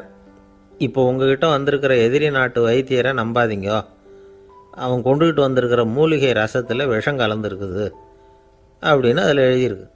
அதை பார்த்தார் அலெக்சாண்டர். இருந்தாலும் கொஞ்சம் கூட அலட்டிக்கலை. வைத்தியர் கொடுத்த மருந்தை வாங்கி கடகடன்னு குடிச்சுட்டு அதுக்கப்புறம் அந்த கடிதத்தில் இருந்த விஷயத்தை அந்த வைத்தியர்கிட்ட சொன்னார். வைத்தியர் தகைச்சு போயிட்டார். தன் மேலே அலெக்சாண்டர் வச்சிருக்கிற நம்பிக்கையை பார்த்து அவருக்கு ரொம்ப வியப்பு. வைத்தியர் உண்மையிலேயே நல்ல மருந்து தான் கொண்டுகிட்டு கொடுத்துருக்கிறார், அதில் விஷம்லாம் எதுவும் கலக்கலை. அதுக்கப்புறம் அலெக்சாண்டர் அந்த வைத்தியரை பார்த்து சொன்னாராம், நம்பிக்கைங்கிற அச்சாணியை ஆதாரமாக வச்சுக்கிட்டு தான் இந்த உலகம் சுற்றிக்கிட்டு இருக்குது. எனக்கு எதிரியாக இருந்தாலும் பாரசீக மன்னர் ரொம்ப பெரியவர். அப்பேற்பட்ட மன்னருடைய அரண்மனை வைத்தியர் தொழில் நேர்மை இல்லாதவராக இருக்க மாட்டார். அப்படி இருந்தால் அவரை அரண்மனை வைத்தியராக வச்சிருக்கவே மாட்டாங்க அப்படின்னு நம்பினேன். என்னுடைய நம்பிக்கை வீண் போகலை அப்படின்னாராம். இதுதான் மானுட நம்பிக்கைங்கிறது. இந்த காலத்துலேயும் இது மாதிரி இந்த மானுட நம்பிக்கையை ரொம்பவும் சாமர்த்தியமாக கையாளுகிற கெட்டிக்காரங்க சில பேர் இருக்கிறாங்க. இந்த காலத்து குரு, அவருக்கு ஒரு சிஷ்யன். குரு முன்னாடி அந்த சிஷ்யன் ரொம்ப பணிவாக நின்று, குருவே, உங்கள் கையால் விஷத்தை கொடுத்தாலும் அதை வாங்கி மடமடன்னு குடிச்சிருவேன் அப்படின்னா. உன்னுடைய குரு பக்தியை மெச்சினேன் அப்படின்னார் குரு. அதுக்கு அந்த சிஷ்யன், அப்படி இல்லை குருவே, உங்ககிட்ட சிஷ்யனாக இருக்கிறத விட உங்கள் கையால் விஷத்தை வாங்கி குடிச்சு விடுறது ரொம்ப நல்லது, அதனால தான் அப்படி சொன்னேன் அப்படின்னா. சில பேரை இப்படி சொல்கிறது உண்டு, அடுத்தவங்களை அனுசரித்து நடந்துக்க தெரியல, அவன் என்ன சார் மனுஷன் அப்படிம்பாங்க. சக மனிதர்களோட எப்படி பழகிறது அப்படின்னு தெரியாததுனாலேயே பல பேர் இன்னைக்கு சங்கடப்பட்டுக்கிட்டு இருக்கிறாங்க. வசதி வாய்ப்பெல்லாம் சரியாக இருக்கும், ஆனால் வாழ்க்கை சரியாக இருக்காது. இன்னொருத்தர்கிட்ட எப்படி பேசுறது பழகிறதுங்கிறது தெரியாததுனால தான் இந்த அவஸ்தை. சரி, இந்த அவஸ்தை இல்லாமல் வாழறது எப்படி? இதுக்கு அனுபவசாலிகள் சில வழிமுறைகளை சொல்கிறாங்க. அதெல்லாம் என்னென்னங்கிறத இப்போ தெரிஞ்சுக்குவோம். முதல்ல நம்ம நாக்கு நம்ம கண்ட்ரோலில் இருக்கணும். வார்த்தைகளை கொட்டிவிட்டு அதுக்கப்புறம் அள்ள முடியாமல் கிடந்து கஷ்டப்படக்கூடாது. எப்படி பேசுகிறோங்கிறதும் முக்கியம், பேசுகிறப்ப எப்படி முகத்தை வச்சிருக்கிறோங்கிறதும் முக்கியம். அன்பாக பேசினாலும் நல்லாயிருக்கும். அப்படி பேசுகிறப்ப ஆதரவாக அவர் தோள் மேலே ஒரு கையை போட்டுக்கிட்டு பேசினா இன்னமும் நல்லாயிருக்கும். 2வது விஷயம், இன்னொருத்தர்கிட்ட பேசுகிறப்ப வாக்குறுதிகளை அள்ளி வீசக்கூடாது. கொடுக்குற வாக்குறுதி குறைச்சலாக இருக்கணும். அப்படி கொடுத்த வாக்குறுதியை கண்டிப்பாக நிறைவேற்றணும். நாம் ஒருத்தரை பாராட்டுறோம் அல்லது அவரை பற்றி அபிப்பிராயம் சொல்கிறோம்னா அது ஆக்கப்பூர்வமாக இருக்கணும். நம்ம பாராட்டு அல்லது விமர்சனம் அடுத்தவருடைய முன்னேற்றத்துக்கு உதவுறது மாதிரி இருக்கணும். நாம் சொல்கிறத கேட்டுட்டு அவன் தலையில் கையை வச்சுட்டு உட்காந்துடக்கூடாது. எப்பவும் உற்சாகமாக இருக்கணும், முகம் மலர்ச்சியாக இருக்கணும். மனுஷன் இருந்தால் வருத்தம், கவலை, ஏமாற்றம் எல்லாம் இருக்க தான் செய்யும். அதெல்லாம் மனசில் இருக்கட்டும். அந்த வருத்தமும் கவலையும் ஏமாற்றமும் சேர்ந்துக்கிட்டு நம்ம முகத்தில் இருக்கிற மலர்ச்சியை மூடி மறைக்கிறதுக்கு நாம் இடம் கொடுத்துடக்கூடாது. எந்த விஷயத்தை பற்றி யாருக்கிட்ட பேசினாலும் வெளிப்படையாக பேசணும். திறந்த மனசோட பேசணும். மூடி மறைச்சி முன்னு மூங்கிக்கிட்டு இருக்கக்கூடாது. இன்னொருத்தர்கிட்ட பேசுகிறப்போ விவாதம் பண்ணுங்க, அது தப்பு இல்லை. ஆனால் வாதாடிக்கிட்டு இருக்கக்கூடாது. அதாவது என்ன சொல்கிறாங்கன்னா, டிஸ்கஸ் பண்ணலாம், ஆர்கியூ பண்ணக்கூடாதான். நம்மக்கிட்ட இருக்கிற நல்ல குணங்களை நாம் எடுத்து சொல்லிகிட்டு இருக்கக்கூடாது. அந்த நல்ல குணங்களே நம்மளை பற்றி எடுத்து சொல்லணும். அது மாதிரி நடந்துக்கணும். அதே மாதிரி அடுத்தவங்க கிட்ட உள்ள கெட்ட குணங்களை பற்றி அவசியம் இல்லாமல் நாம் பேச வேண்டியதில்லை. உங்களை பற்றி யாராவது தப்பாக பேசுகிறாங்களா, அப்படி அவங்க பேசுகிறதுல உண்மை இல்லையா அப்படின்னா அதை நீங்கள் பொருட்படுத்த வேண்டியதில்லை, விட்டுடலாம். அது தானாக போயிடும். ஒரு 4-5 பேரோட பேசிக்கிட்டு இருந்தீங்கன்னா எல்லாருக்கும் முக்கியத்துவம் கொடுங்க. யாரையும் அலட்சியப்படுத்தாதீங்க. தமாஷா பேசலாம். ஆனால் அவங்க தமாஷ் அடுத்தவங்களை கேலி பண்ணுறதா இருக்கக்கூடாது. நமக்கு கிடைக்க வேண்டியது கிடைக்கலையே அப்படிங்கிற தவிப்பு நம்மக்கிட்ட இருக்கக்கூடாது. அது தேவையில்லை. உங்கள் செயல்பாடுகள் தெளிவாக இருக்கட்டும். பாராட்டு தானாக அவங்கள தேடிட்டு வரும். இன்னொரு மனுஷனுடைய மனசில் கௌரவமான ஒரு இடத்த பிடிக்கணும்னா நாம் இந்த குணத்தையெல்லாம் நம்மக்கிட்ட வளர்த்துக்கணும். இதெல்லாம் அனுபவசாலிகள் சொல்லியிருக்கிற குறிப்புகள். இந்த குறிப்புகளை சரியாக புரிஞ்சுக்கணும். அது முக்கியம். தப்பாக புரிஞ்சுக்கிட்டா என்ன ஆகும் தெரியுமா? இதை கேளுங்க. ஒருத்தர் வந்தார். சார், அடுத்தவங்க தோள் மேலே கையை போட்டுக்கிட்டு அன்பாக பேசணும்னு சொன்னீங்க. அப்படிதான் பேசினேன். அவரு முதுக கூட தட்டி கொடுத்தேன். என் வேலை போயிட்டுது சார், வீட்டுக்கு அனுப்பிச்சுட்டாங்க அப்படின்னார். யாருக்கிட்ட அப்படி பேசுனீங்கன்னு கேட்டோம். என் முதலாளி கிட்ட சார் அப்படிங்கிறார் ரொம்ப சோகமா. இந்த உலகத்துல உண்மையாவே வேதாந்தம் பேசுறவங்களும் உண்டு. உள்ளுக்குள்ள வேற மாதிரி இருந்துகிட்டு வெளியில வேதாந்தம் பேசுறவங்களும் உண்டு. ஒரு ஆள் இருந்தார். அவரு ஒரு கடை வச்சு வியாபாரம் பண்ணிக்கிட்டு இருந்தார். மகா கஞ்சன். யாருக்கும் எந்த உதவியும் செய்ய மாட்டார். எச்சில் கையென்ன ஈர கையை கூட உதற மாட்டார். அப்படிப்பட்ட மனுஷன். அந்த ஊருக்கு ஒரு முனிவர் வந்துகிட்டு இருந்தார். வருஷத்துக்கு ஒரு தடவை வருவார். ஒரு நாள் 2 நாள் இருப்பார், அப்புறம் போயிடுவார். அந்த முனிவர் வர்றப்போலாம் இந்த ஆள் எழுந்திரிச்சு ஓடி போய் அவரை வரவேற்பான். ரொம்ப பெரிய வேதாந்தி மாதிரி அவர்கிட்ட பேசிக்கிட்டு இருப்பான். காயமே இது பொய், வெறும் காற்றடைத்த பையும்மா, தர்மம் தலைகாக்கும்மா. பணம் என்ன சார் பணம், இன்னைக்கு ஒருத்தன் கையில இருக்கும், நாளைக்கு ஒருத்தன் கையில இருக்கும், எல்லாம் மாயம். எனக்கு தான் இன்னமும் இந்த சம்சார பந்தத்திலிருந்து விடுபடுறதுக்கு நேரம் வரலேம்மா. அந்த முனிவரும் இந்த ஆள் இப்படி சொல்றதை கேட்ட உடனே, ஏப்பா அப்படி சொல்ற, இப்ப கூட நீ சரின்னு சொல்லு, உனக்கு தீட்சை கொடுத்து இதுல இருந்து விடுபடுற ஞானத்தை போதிக்கிறேன் பார். உடனே அந்த ஆள் என்ன சொல்லுவான் தெரியுமா? ஐயோ சாமி, இப்போ அது எப்படிங்க முடியும்? பிள்ளைங்கள்லாம் சின்ன சிறுசுங்க, அதுகளுக்கெல்லாம் ஒரு கல்யாணம் காட்சின்னு செஞ்சு கடமையை முடிச்சுட்டா நீங்க சொல்றபடி செஞ்சு விடலாமா. சரி, இன்னும் முனிவர் போயிடுவார். அடுத்த வருஷம் வருவார். இவன் வழக்கம் போல வேதாந்தம் பேசுவான். சரி, தீட்சை கொடுக்குறேன் வா அம்பார். பேரம்பேத்திய பார்க்கணும், கோர்ட்ல கேஸ் ஒன்று இருக்கு, அது முடியணும் அப்படின்னு தயங்க ஆரம்பிச்சிருவான். எல்லாம் சொல்லுவான். ஆனா குடிக்கிறதுக்கு தண்ணி கூட கொடுக்க மாட்டான். ரொம்ப வருஷம் கழிச்சு மறுபடியும் ஒரு நாள் அந்த ஊருக்கு முனிவர் வந்தார். இவன் கடைக்கும் வந்தார். அப்புறம் அங்க கல்லாவில் நம்ம ஆள் இல்லை. அவன் புள்ள தான் உட்காந்துருக்கிறான். அப்பாவை போலவே புள்ளையும் எழுந்திரிச்சு ஓடியாந்து முனிவரை வரவேற்றான். அப்பா எங்கன்னு விசாரிச்சாரு முனிவர். ஐயோ, அதை ஏன் கேட்குறீங்க சாமி? உங்ககிட்ட தீட்சை வாங்கி இந்த சம்சார பந்தத்திலிருந்து விடுதலை பெறணும்னு சொல்லிக்கிட்டே இருப்பார். அது நிறைவேறாமலே போய் சேர்ந்துட்டார். போன மாதம் ஒரு நாள் திடீர்னு நெஞ்சு வலிக்குதுன்னார். அவ்வளவுதான், போட்டுன்னு போயிட்டார் அப்படின்னு புலம்புனான் பையன். இதை கேட்டதும் முனிவர் சிரிச்சாரான். அவன் எங்கடா போவான்? உன் அப்பா எங்கேயும் போகல, இதோ வாழை ஆட்டிக்கிட்டு உன் காலடியிலே இருந்துகிட்டு இருக்கான் பார் அப்படின்னு சொல்லி அங்கே நின்றுகிட்டு இருந்த ஒரு நாயை சுட்டி காட்டினாரான். என்ன சாமி சொல்றீங்க அப்படின்னு ஆச்சரியமாக கேட்டிருக்கான் பையன். உடனே முனிவர் அந்த நாயோட தலையில் ஒரு தட்டு தட்டி பேசுறா அப்படின்னாரான். உடனே அந்த நாய் வேதாந்தம் பேச ஆரம்பிச்சுட்டு தான். காயமே இது போய் வெறும் காற்றடைத்த பைய அப்படின்னு தான். முனிவர் சொன்னார், அடே இப்பவும் ஒன்றும் கெட்டு போகல, நீ விரும்புனா சொல்லு, உனக்கு தீட்சை கொடுத்து என் பின்னாடியே அழைச்சிட்டு போயிடுறேன், அங்கே அழைச்சிட்டு போய் உனக்கு ஞானத்தை போதிக்கிறேன், வர்றியா அப்படின்னு கேட்டிருக்காரு. உடனே அந்த நாய் சொல்லிச்சான், ஐயோ அதை ஏன் கேட்குறீங்க சாமி, நான் உண்ணாம தின்னாம ஏராளமான சொத்து சேர்த்து வச்சுட்டேன். என் பிள்ளைங்க அதோட பெருமை தெரியாம ராத்திரி நேரம்லாம் கதவை திறந்து போட்டுட்டு தூங்கிடுவாங்க. அதனால இப்படி நாயா பிறந்து ராத்திரி பகலாக சுற்றி சுற்றி காவல் காத்துட்டு கிடக்கிறேன். இப்போ எப்படி சாமி வர முடியும் அப்படின்னு கேட்டுதான். அறியாமையிலேயே சுகம் கண்டு இப்படி இருக்கிற ஆளுங்களுக்கு எப்படி விடுதலை கிடைக்கும், எப்போ விடுதலை கிடைக்கும் அப்படின்னு கேட்குறார் தசாவதானி, திருக்குறள் பேர் ராமையா. அவர் கேட்கறது நியாயம் தானே. இந்த காலத்து பையன் ஒருத்தன் அப்பா கிட்ட சொன்னான், அப்பா இன்னைக்கு நான் 1 ரூபா மிச்சப்படுத்தி விட்டேன் அப்படின்னு. நானும் அப்படியா, என்னடா பண்ணேன்னு கேட்டிருக்காரு அப்பா. டவுன் பஸ்ஸில் ஏறாமல் அது பின்னாடியே ஓடியாருந்தேன், 1 ரூபா மிச்சம் தானே அப்படின்றான். அட பாவி, ஒரு ஆட்டோ பின்னாடி ஓடியாந்துருந்தா 10 ரூபா மிச்சமாயிருக்குமே, வேஸ்ட் பண்ணிட்டியே அப்படின்னாராம் அந்த அப்பா.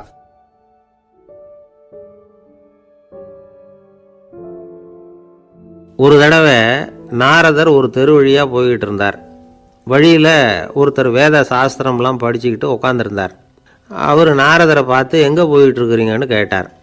கடவுளை பார்த்துட்டு வரலாம்னு போயிட்டுருக்கிறேன் அப்படின்னார் நாரதர்.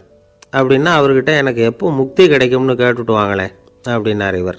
சரி கேட்டு வரேன் அப்படின்னு சொல்லிவிட்டு நாரதர் நடந்தார். கொஞ்சம் தூரத்தில் ஒரு மரத்தடியில் ஒரு தொழிலாளி செருப்பு தைச்சிக்கிட்டு உட்காந்துருந்தார்.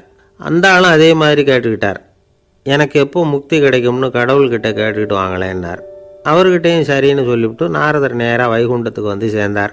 கடவுளை பார்த்தார். இவங்க 2 பேரும் சொல்லி அனுப்பின விஷயத்தை பற்றி கேட்டார். அதுக்கு கடவுள் சொன்னார், அந்த செருப்பு தைக்கிற தொழிலாளி உடல் நீத்ததும் உடனே என்னை வந்து அடைவான். ஆனால் அந்த சாஸ்திரம் படித்த ஆள் இப்போதைக்கு என்கிட்ட வந்து சேர மாட்டான். அவன் இன்னமும் பல பிறவிகள் எடுத்து அங்கேயே இருக்க வேண்டியிருக்குது. எப்போ இங்கே வந்து சேருவான்னு எனக்கே தெரியாது அப்படின்னார். நாரதருக்கு இதோட ரகசியம் என்னங்கிறது புரியல. எனக்கு ஒன்றும் புரியலையேன்னாரான் கடவுள்கிட்ட.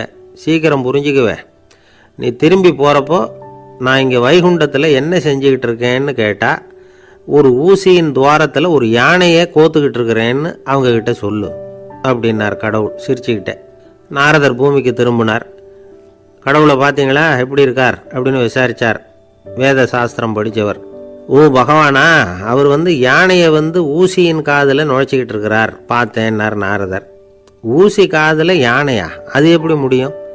நீங்கள் சொல்கிறத நான் நம்ப மாட்டேன்னு விட்டார் அவர். சரி, இந்த ஆளுக்கு இறைவன் பேரில் நம்பிக்கை இல்லை அப்படிங்கிறத நாரதர் புரிஞ்சுக்கிட்டார். அடுத்தபடியாக அந்த தொழிலாளி இருந்த இடத்துக்கு போனார். இறைவனை பார்த்தீங்களான்னு கேட்டார் அவர். பார்த்தேன், ஒரு ஊசி துவாரத்தில் யானையை கோத்துக்கிட்டு இருந்தார் அப்படின்னு சொல்லிவிட்டு நாரதர் அந்த ஆள் முகத்தை கவனித்தார். அந்த தொழிலாளி இதை கேட்டுட்டு கொஞ்சம் கூட ஆச்சரியப்படலை. அவரால் முடியாத காரியம் கூட உண்டானார். என்ன இப்படி சொல்கிற, ஊசியின் துவாரத்தில் யானையை கோக்க முடியும்னு நீ நம்புறியா அப்படின்னு கேட்டார் நாரதர். நிச்சயமாக நம்புகிறேன்னார் அவர். அது எப்படி அப்படின்னு கேட்டார் இவர். இதை பாருங்கள், நான் இந்த ஆலமரத்தடியில் தான் தினமும் உட்காந்துருக்கிறேன். தினமும் இந்த மரத்திலிருந்து எவ்வளவோ பழம் கீழே விழுது. இந்த பழத்தில் இருக்கிற ஒவ்வொரு விதையிலேயும் உள்ள ஒரு ஆலமரம் இருக்குது. ஒரு சின்ன விதைக்குள்ள ஒரு பெரிய ஆலமரம் இருக்க முடியுங்கிறப்ப ஊசி துவாரத்தில் கடவுள் யானையை நுழைய வச்சாருங்கிறத ஒத்துக்கிறதுல என்ன கஷ்டம் இருக்குது அப்படின்னு ரொம்ப சர்வசாதாரணமாக பதில் சொன்னாராம் அந்த தொழிலாளி. நாரதர் யோசனை பண்ணார். இந்த தொழிலாளி வேத சாஸ்திரங்களையெல்லாம் படிக்கலைன்னா கூட அறிவுபூர்வமாக சிந்திச்சு இறைவனை நம்புகிறான். அதனால தான் கடவுள் இந்த ஆளுக்கு சீக்கிரம் முக்தி கிடைக்கும்னு சொன்னார் அப்படிங்கிறத புரிஞ்சுக்கிட்டாராம். இந்த கதையில் வர்ற கடவுள், நாரதர், வைகுண்டம் இதெல்லாம் ஒரு பக்கம் இருக்கட்டும், ஒரு சின்ன விதைக்குள்ளே ஒரு பெரிய ஆலமரம் தூங்கிக்கிட்டு இருக்கு அப்படிங்கிற உண்மை, அந்தரத்தில் 1000 கிரகங்கள் சுற்றிக்கிட்டு இருக்குங்கிற உண்மை, இதெல்லாம் நாம் பார்த்துக்கிட்டு தானே இருக்கிறோம். இந்த உண்மைகள் அதிசயமாக நமக்கு தெரியறதுனால அதை நம்பாமல் இருந்துட முடியாது. இயற்கையை பரிபூர்ணமாக நம்புங்கள், அந்த நம்பிக்கையே நம்ம வாழ்க்கைக்கு ஆதாரம் அப்படிங்கிறத விளக்கறதுக்காக தான் இந்த கதை. இந்த காலத்தில் நம்ம பிள்ளைங்களுக்கெல்லாம் இது மாதிரி நம்பிக்கை அதிகமாகவே இருக்குது. ஒரு நாள் ஒரு சின்ன பையன்கிட்ட கேட்டேன், ஏன்பா கடவுள் ஒரு பானைக்குள்ளே ஒரு யானையை நுழைய வச்சுட்டாருன்னு சொன்னால் அதை நீ நம்புவியா அப்படின்னு கேட்டோம். நம்புவேன் சார், அது ஒன்றும் பெரிய அதிசயம் இல்லைன்னா. எப்படிறான்னு கேட்டோம். எப்படின்னா அந்த பானை அந்த யானையை விட பெருசாக இருந்திருக்கும், அவ்வளவுதான் அப்படின்னு சொல்கிறான். பக்தின்னு சொல்கிறோம் இல்லையா, அது 3 வகைப்படும் அப்படிங்கிறார் ஒரு பெரியவர். அது என்ன 3 வகைன்னா, தெய்வ பக்தி, அடியார்கள் பக்தி, குரு பக்தி. அடியார் பக்தியை விட தெய்வ பக்தியை விட குரு பக்தி தான் ரொம்பவும் சிறந்ததுங்கிறார் அவர். தெய்வத்துக்கிட்ட செஞ்ச பாவம் குருநாதர்கிட்ட தீர்ந்துருமா, குருநாதர்கிட்ட செஞ்ச பாவம் தெய்வத்துக்கிட்ட போனாலும் தீராதான். இப்படி பெரியவங்களாம் சொல்லி வச்சுருக்கிறாங்க. ஒரு காடு, அங்கே அயோத தௌமியர் அப்படின்னு ஒரு தபோதனர், அவர் பல மாணவர்களை ஒன்றா சேர்த்து ஒரு குருகுலம் நடத்திக்கிட்டு இருக்கிறார். பல தரப்பட்டவங்க பல திறப்பட்டவங்க மாணவர்கள் அதில் சேர்ந்து படிச்சுக்கிட்டு இருக்கிறாங்க. பாஞ்சால ராஜகுமாரன் ஒருத்தனும் அந்த குருகுலத்தில் சேர்ந்து படிச்சுக்கிட்டு இருக்கிறான். அவன் பேர் ஆருணி. பெரிய இடத்து புள்ள, இருந்தாலும் படுப்பில் ரொம்ப கெட்டிக்காரனாக இருந்தான். அவன் தான் அங்கே முதல் மாணவன். ஒரு நாள் குருநாதர் அந்த அரசகுமாரனை கூப்பிட்டார். நம்ம குருகுலத்துக்கு சொந்தமான வயலில் தண்ணீர் பெருகி வெள்ளம் பயிரை அழிக்குதான். அதனால் நீ போய் மடையை அடைச்சிட்டு வந்துரு அப்படின்னார். அந்த அரசகுமாரன் உடனே புறப்பட்டான். குருநாதர் சொல்லிட்டார்ல, உடனே புறப்பட்டான். நான் பெரிய இடத்து பிள்ளையாச்சே, ராஜகுமாரனாச்சே, ரொம்ப செல்வாக்கூட வளர்ந்தவனாச்சே, நான் போய் வயலில் இறங்கி வேலை செய்கிறதா அப்படின்னுலாம் அவன் நினைக்கல. குருநாதர் கட்டளையை நிறைவேற்ற வேண்டியது நம்ம கடமை அப்படின்னு நினச்சான். உடனே ஒரு மண்வெட்டியை தூக்கி தோளில் வச்சுக்கிட்டு புறப்பட்டு போயிட்டான். வயலுக்கு போனான். பார்த்தான், தண்ணி கரையை உடச்சிக்கிட்டு வயலுக்குள்ளே ஏகமாக பாஞ்சிக்கிட்டு இருக்குது. இவன் மண்வெட்டியால் களிமண்ணை புல்லோடு சேர்த்து புல் பத்த மாதிரி வெட்டி வெட்டி போட்டான். இருந்தாலும் மடையை அடைக்க முடியல. தண்ணி அதை மீறி வந்துக்கிட்டே இருக்குது. தண்ணி வேகமாக வயலுக்குள்ளே போய்கிட்டே இருக்குது. போடுற பத்தையெல்லாம் கரைஞ்சி போயிட்டுருக்கு. இருந்தாலும் இவன் தன்னுடைய முயற்சியை கைவிடலை. வெட்டி வெட்டி போட்டுக்கிட்டே இருக்கிறான். காலையில் அங்கே போனவன் சாயந்தரம் வரைக்கும் இப்படி செஞ்சுக்கிட்டு இருக்கிறான். உடம்பும் மனசும் ரொம்பவும் சோர்ந்து போச்சு. இருந்தாலும் குருநாதர் இட்ட கட்டளையை நிறைவேற்றாமல் இருக்கிறோமேங்கிற ஒரு குறை அவனுக்கு இருக்குது. குரு கட்டளையை நிறைவேற்றாத நான் இன்னமும் இருக்கணுமா அப்படின்னு யோசனை பண்ண ஆரம்பிச்சிட்டான். என்ன செய்யலாம்னு பார்த்தான். நம்ம குருநாதர் இட்ட பணிக்காக இந்த உடம்பையே தியாகம் பண்ணலாம் அப்படின்னு முடிவு பண்ணான். தண்ணி பாயுதில் அதுக்கு குறுக்க விழுந்து அப்படியே மடையை அடைச்சிக்கிட்டு அப்படியே படுத்துட்டான். இது மற்றவங்களுக்கு தெரியாது. அன்னைக்கு ராத்திரி ஒரு விளக்கு முன்னாடி உட்காந்து குருநாதர் பிள்ளைங்களுக்கு பாடம் சொல்லி கொடுத்துக்கிட்டு இருக்கிறார். முதல் வரிசையில் இருக்கக்கூடிய ராஜகுமாரனை காணலை. நம்ம ஆருணி எங்கே போனா அப்படின்னு சொல்லி மற்ற மாணவர்களை விசாரித்தார். இப்போ அவங்க சொன்னாங்க, சுவாமி அவன் காலையில் வயலுக்கு மடையை அடைக்கிறதுக்காக போனான், நீங்கள் தான் போக சொன்னீங்க, இன்னும் திரும்பி வரல அப்படின்னு அவர் பையன். குருநாதர் உடனே ஒரு தீவெட்டி எடுத்துக்கிட்டு மாணவர்களை அழைச்சிக்கிட்டு வயலுக்கு போனார். அங்கே போய் பார்த்தா ஆளை காணும். ஆருணின்னு சொல்லி சத்தம் போட்டு கூப்பிட்டு பார்க்குறார். நான் இங்கே இருக்கேன் குருநாதா அப்படின்னு காலுக்கு அடியிலேருந்து ஒரு சத்தம் வருது. குனிஞ்சு பார்த்தா அவன் மடையில் படுத்துருக்கிறான். என்னப்பா இதுன்னார். காலையிலேருந்து இந்த மடையை அடைச்சி பார்த்தேன் சுவாமி, முடியல, அதனால் இப்படி குறுக்க படுத்துட்டேன். என்னை தாண்டறதுக்கு பயந்து போய் தண்ணியை தேங்கி நின்றுட்டுது அப்படின்னா. அவனுடைய குரு பக்தியையும் அவனை தாண்டறதுக்கு அஞ்சு நிற்கிற தண்ணி தேக்கத்தையும் பார்த்துட்டு எல்லாரும் ரொம்ப ஆச்சரியப்பட்டு போயிட்டாங்களாம். ஆருணி எழுந்திரிச்சு வா அப்படின்னு கூப்பிட்டாரான் குருநாதர். அவன் தண்ணீரை பொழந்துக்கிட்டு எழுந்திரிச்சு வந்தானான். அதனால் அவனுக்கு உத்தாலகன் அப்படின்னு ஒரு பேர். உத்தாலகன்னா தண்ணீரை பிளந்தவன் அர்த்தம். அந்த உத்தாலகன் மாதிரி இந்த காலத்து மாணவர்களுக்கும் குரு பக்தி வேணும் அப்படின்னு சொன்னோம் ஒரு பள்ளிக்கூடத்தில். உடனே நிறைய மாணவர்கள் எழுந்திரிச்சு நின்னாங்க. சார், நீங்கள் எங்களை இன்னமும் சரியாக புரிஞ்சுக்கலன்னு நினைக்கிறோம். அன்னைக்காவது ஒருத்தன் அப்படி இருந்தான், இன்னைக்கு ஏகப்பட்ட உத்தாலகர்கள் இருக்கிறோம். எங்கள் வாத்தியார் கட்டளை இட்டா இப்போவே அது மாதிரி வயலுக்கு போய் மடையில் குறுக்கப்படுத்துக்கிறதுக்கு இந்த வகுப்பில் உள்ள அத்தனை பேரும் தயாராக இருக்கிறோம் அப்படின்னாங்க. அப்படியா அப்படின்னு சொல்லி கேட்டோம் ரொம்ப சந்தோஷமாக. ஒருத்தன் ரொம்ப அடக்கமாக எழுந்திரிச்சான். அப்புறம் சொன்னான், ஆமாம் சார், வகுப்பில் இவர் நடத்துகிற பாடத்தை கேட்டுக்கிட்டு இருக்கிறத விட பேசாமல் போய் மடையில் படுத்துடுறது ஒன்றும் கஷ்டமான காரியமாக இருக்காது, அதனால தான் எல்லாரும் அங்கே போகிறேன்னு சொல்கிறோம் அப்படிங்கிறான். ஒரு ஊரில் ஒரு ஞானி இருக்கிறார். ரொம்ப பெரிய ஞானி, ரொம்ப வயசாகிட்டுது. கடைசி காலத்தில் அவர்கிட்ட சில பேர் வந்தாங்க. உங்கள் குரு யார் அப்படின்னு கேட்டாங்க. அவர் நிமிர்ந்து பார்த்தார். எனக்கு ஆயிரக்கணக்கான குருமார்கள் உண்டு, அவங்க பேரெல்லாம் சொல்லணும்னா இந்த காலம் பத்தாது, ஆனால் முக்கியமான ஒரு 3 பேரை பற்றி மட்டும் உங்களுக்கு சொல்கிறேன் அப்படின்னாராம். அப்புறம் சொன்னார், அந்த 3 பேரில் ஒருத்தன் ஒரு திருடன். ஒரு சமயம் ஒரு பாலைவனம் வழியாக நான் போய்கிட்டு இருந்தேன். அப்போது வழி தவறி போய் ஒரு கிராமத்துக்கு போயிட்டேன். அது இருட்டு நேரம், நடு ராத்திரி, ஊரே உறங்கி போச்சு. அந்த நேரத்தில் ஒரு ஆள் மட்டும் ஒரு வீட்டு சுவத்தில் ஏதோ பண்ணி உள்ளே நுழையிறதுக்கு முயற்சி பண்ணிகிட்டு இருக்கிறான். அவங்கிட்ட போய் நான் இன்னைக்கு இங்கே எங்கே தங்க முடியும் அப்படின்னு கேட்டேன். அதுக்கு அவன், இந்த ராத்திரி வேளையில் அது ரொம்ப சிரமம், ஒரு திருடனோட உங்களால் தங்க முடியும்னா நீங்கள் என்னோட தங்கலாம் அப்படின்னா. நான் அவங்க கூட 1 மாதம் தங்கியிருந்தேன். ஒவ்வொரு நாள் ராத்திரியும் இப்போ நான் என்னுடைய வேலைக்கு போகிறேன், நீங்கள் ஓய்வு எடுத்துக்கோங்க அப்படின்னு சொல்லிவிட்டு போவான். அவன் திரும்பி வந்த உடனே உனக்கு ஏதாவது கிடைச்சிதான்னு நான் கேட்பேன். அதுக்கு அவன், இன்னைக்கு ராத்திரி ஒன்றும் இல்லை, நாளைக்கு மறுபடியும் முயற்சி பண்ணுவேன் அப்படின்பா. எப்பவும் அவன் நம்பிக்கை இழந்ததே கிடையாது, எப்பவும் சந்தோஷமாகவே இருப்பான். நானும் ரொம்ப காலமாக தியானம் பண்ணிக்கிட்டே இருந்தேன். ஒன்றுமே நடக்கலை. ஆனால் நான் என்ன பண்ணேன் தெரியுமா? மனசு வருத்தப்படும், நம்பிக்கை இழந்துருவேன். அப்போல்லாம் அந்த திருடனுடைய விடாமுயற்சி தான் ஞாபகத்துக்கு வரும். அதனால் அந்த திருடன் எனக்கு ஒரு குரு. என்னுடைய 2வது குரு யாருன்னா அது ஒரு நாய். இது எப்படின்னா, ஒரு சமயம் எனக்கு ரொம்ப தாகமாக இருந்தது. ஒரு நதியை நோக்கி போய்கிட்டு இருந்தேன். அப்போ ஒரு நாயும் வந்தது. அதுக்கும் தாகம். ஓடி வந்து ஆற்றை பார்த்தது. அதோட நிழல் வந்து ஆற்றுல தெரிஞ்சுது. அதை பார்த்ததும் பயந்துட்டுது. அது அதாவது அது தன்னுடைய சொந்த உருவத்தையே கண்டு பயந்தது. அதை பார்த்து குறைக்குது, திரும்பி ஓடிச்சு. ஆனால் அதுக்கு தாகம் அதிகமாக இருந்ததுனால அது மறுபடியும் திரும்பி வந்தது. பார்த்தா மறுபடியும் தண்ணியில் நாயோட உருவம் தெரியுது. இப்படி சில தடவை பண்ணிச்சு. இருந்தாலும் கடைசியில் தண்ணியில் குதிச்சுட்டுது துணிஞ்சி. இப்படி குதித்த உடனே அதோட உருவமும் மறைஞ்சுட்டுது. இதை பார்த்தேன்.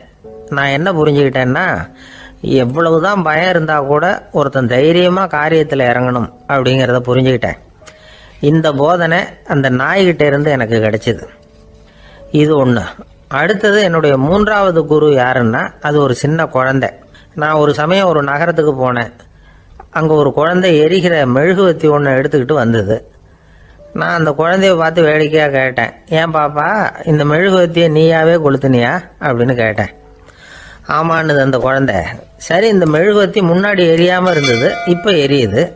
இந்த மெழுகுவத்திக்கு வெளிச்சம் எங்கேருந்து வந்தது, அதை எனக்கு காட்ட முடியுமா அப்படின்னு கேட்டேன் அந்த குழந்தைகிட்ட. இதுக்கு அந்த குழந்தை சிரிச்சுக்கிட்டு அந்த மெழுகுவத்தியை ஊதி அணைச்சுட்டுது. அதுக்கப்புறம் என்னை பார்த்து கேட்டுது, இப்போ இந்த மெழுகுவத்தியின் வெளிச்சம் போனதை பார்த்தீங்க இல்லையா, அது எங்கே போச்சுன்னு எனக்கு சொல்லுங்க அப்படின்னுது. அந்த குழந்தை இப்படி கேட்டதும் என்கிட்ட இருந்த ஆணவம் அழிஞ்சுட்டுது. நான் படித்ததெல்லாம் அந்த வினாடியில் சுக்கு நூறாக போயிட்டுது.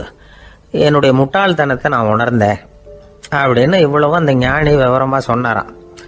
அதனால் நாம் இன்னார்கிட்ட இருந்து தான் இதை கற்றுக்கணுங்கிறது இல்லை, யாருக்கிட்ட இருந்தும் எதையும் கற்றுக்கலாம். நம்மால் ஒருத்தன் ஒரு நாய் வளர்த்துக்கிட்டு இருந்தான். அந்த நாய்க்கு வால் கிடையாது. யாரோ ஏற்கனவே வெட்டி எடுத்துட்டாங்க. இந்த நாய் தான் சார் எனக்கு குரு, அதுகிட்டே இருந்து கூட நான் பாடம் கற்றுக்கிட்டு இருக்கிறேன் அப்படின்னா. அப்படி என்ன கற்றுக்கிட்டேன் இந்த வால் இல்லாத நாய்கிட்டே இருந்து அப்படின்னு கேட்டோம். நாம் யாருக்கிட்டையும் வாலாட்டக்கூடாது அப்படிங்கிற பாடத்தை அதுகிட்டே இருந்து தான் நான் கற்றுக்கிட்டேன் அப்படின்னா. ஒரு ஊரில் ஒரு துறவி இருந்தார், புத்த சமய துறவி. அந்த ஊர் மன்னன் அவரை பற்றி கேள்விப்பட்டிருக்கான். ஒரு நாள் புறப்பட்டு போனான். துறவியின் பாதங்களை தொட்டு வணங்கினான். அதுக்கப்புறம் சொன்னான், ஐயா, நான் உங்களை அரண்மனைக்கு அழைச்சிட்டு போகிறதுக்காக வந்திருக்கிறேன். இனிமே நீங்கள் இங்கே எதுக்கு இருக்கணும் அப்படின்னானா. அவன் மனசுக்குள்ளே என்ன நினைப்புன்னா, இவர் எங்கே வர போகிறாரு, நான் ரொம்ப எளிமையானவன், எனக்கு எதுக்கு அரண்மனை வாசம்னு சொல்லி விடுவார் அப்படின்னு நினச்சிருக்கான். ஆனால் அந்த துறவி என்ன பண்ணார் தெரியுமா? அப்படியா, சரி போகலாம், வா, போய் உன் ரதத்தை கொண்டுட்டு வா, அரண்மனைக்கு போகும்பொழுது அதுக்கு தகுந்த மாதிரி ஆடம்பரமாக போகணும் அப்படின்னு விட்டாரான். துறவி இப்படி சொன்னதும் அந்த மன்னனுக்கு மனசுக்குள்ளே சந்தேகம் வந்துட்டுது. இவர் உண்மையிலேயே துறவி தானா, ஏமாத்து பேர் வழி மாதிரி தெரியுதே அப்படின்னு நினச்சிருக்கான். இருந்தாலும் இனிமேல் என்ன பண்ணுறது, சொல்லியாச்சு. ரதத்தை கொண்டுகிட்டு வந்தான். துறவி ஏறி உட்காந்தார். பக்கத்தில் ராஜா. அவர் ரொம்ப உற்சாகமாக வரார். இவன் ரொம்ப சோர்ந்து போய் வரான். துறவி மரத்தடியிலேயே வாழ்ந்து பழக்கப்பட்டவர், அரண்மனையில் எளிமையாக ஒரு இடத்துல உட்காந்துக்குவார் அப்படின்னு நினச்சான். ஆனால் அப்படி இல்லை. அரண்மனைக்கு வந்த உடனே அந்த துறவி அதை கொண்டுட்டு வா, இதை கொண்டுட்டு வான்னு சொல்லி உத்தரவு போட ஆரம்பிச்சுட்டார். அரண்மனையில் இருந்தால் அரசனை மாதிரி இருக்கணும் அப்படிங்கிறார். ராத்திரி பூரா சௌரியமாக தூங்கினார். பகலில் அரண்மனை தோட்டத்தில் உலாவ வேண்டியது, நீச்சல் குளத்தில் குளிக்க வேண்டியது, இப்படியே பொழுது போக்கிட்டு இருக்கிறார். அந்த அரண்மனையில் துறவி மகிழ்ச்சியாக இருக்கிறார். மன்னனால் அப்படி இருக்க முடியல. அவருக்கு எந்த கவலையும் இல்லை, இவனுக்கு அரசாங்க கவலைகள். துறவி அப்படி இருக்கிறத இவனால் தாங்கிக்க முடியல. ஒரு நாள் அவர்கிட்டே போய், நான் உங்ககிட்ட கொஞ்சம் பேசணும் நானா. துறவி பார்த்தார். நான் இந்த அரண்மனைக்கு வரும்பொழுதே நீ என்னமோ என்கிட்ட கேட்கணும்னு நினைச்ச, ஏன் காலதாமதம், நீ அனாவசியமாக உன்னையே தொந்தரவு பண்ணிட்டு இருக்கிற, நீ கவலையாக இருக்கேங்கிறது எனக்கு புரியுது. நான் மரத்தடியில் இருந்தப்போ கூட என்னை அடிக்கடி சந்திச்சுக்கிட்டு இருப்பேன், ஏதாவது விளக்கம் கேட்கறது உண்டு. இங்கே வந்த பிறகு என்னை சந்திக்கிறது கூட அபூர்வமாக போயிட்டுது. நீ இப்போ என்ன கேட்க போறேங்கிறது எனக்கு தெரியும், இருந்தாலும் கேள் அப்படின்னாராம். வேற ஒன்றும் இல்லைங்க. இப்போ உங்களுக்கும் எனக்கு என்ன வித்தியாசம்? 2 பேரும் அரண்மனையில் தான் இருக்கிறோம். நீங்கள் மகிழ்ச்சியாக இருக்கிறீங்க, நான் அப்படி இருக்க முடியல. இவ்வளவுக்கும் நீங்கள் முன்னாடி இருந்தது மாதிரி இல்லை. தினமும் தங்க தேர் கேட்குறீங்க, உயர்தரமான ஆடைகள் அணிகிறீங்க, சுவையான சாப்பாடு. இப்படி இருக்கிறப்போ உங்களுக்கும் எனக்கு என்ன வித்தியாசம்? இதுதான் மன்னனுடைய கேள்வி.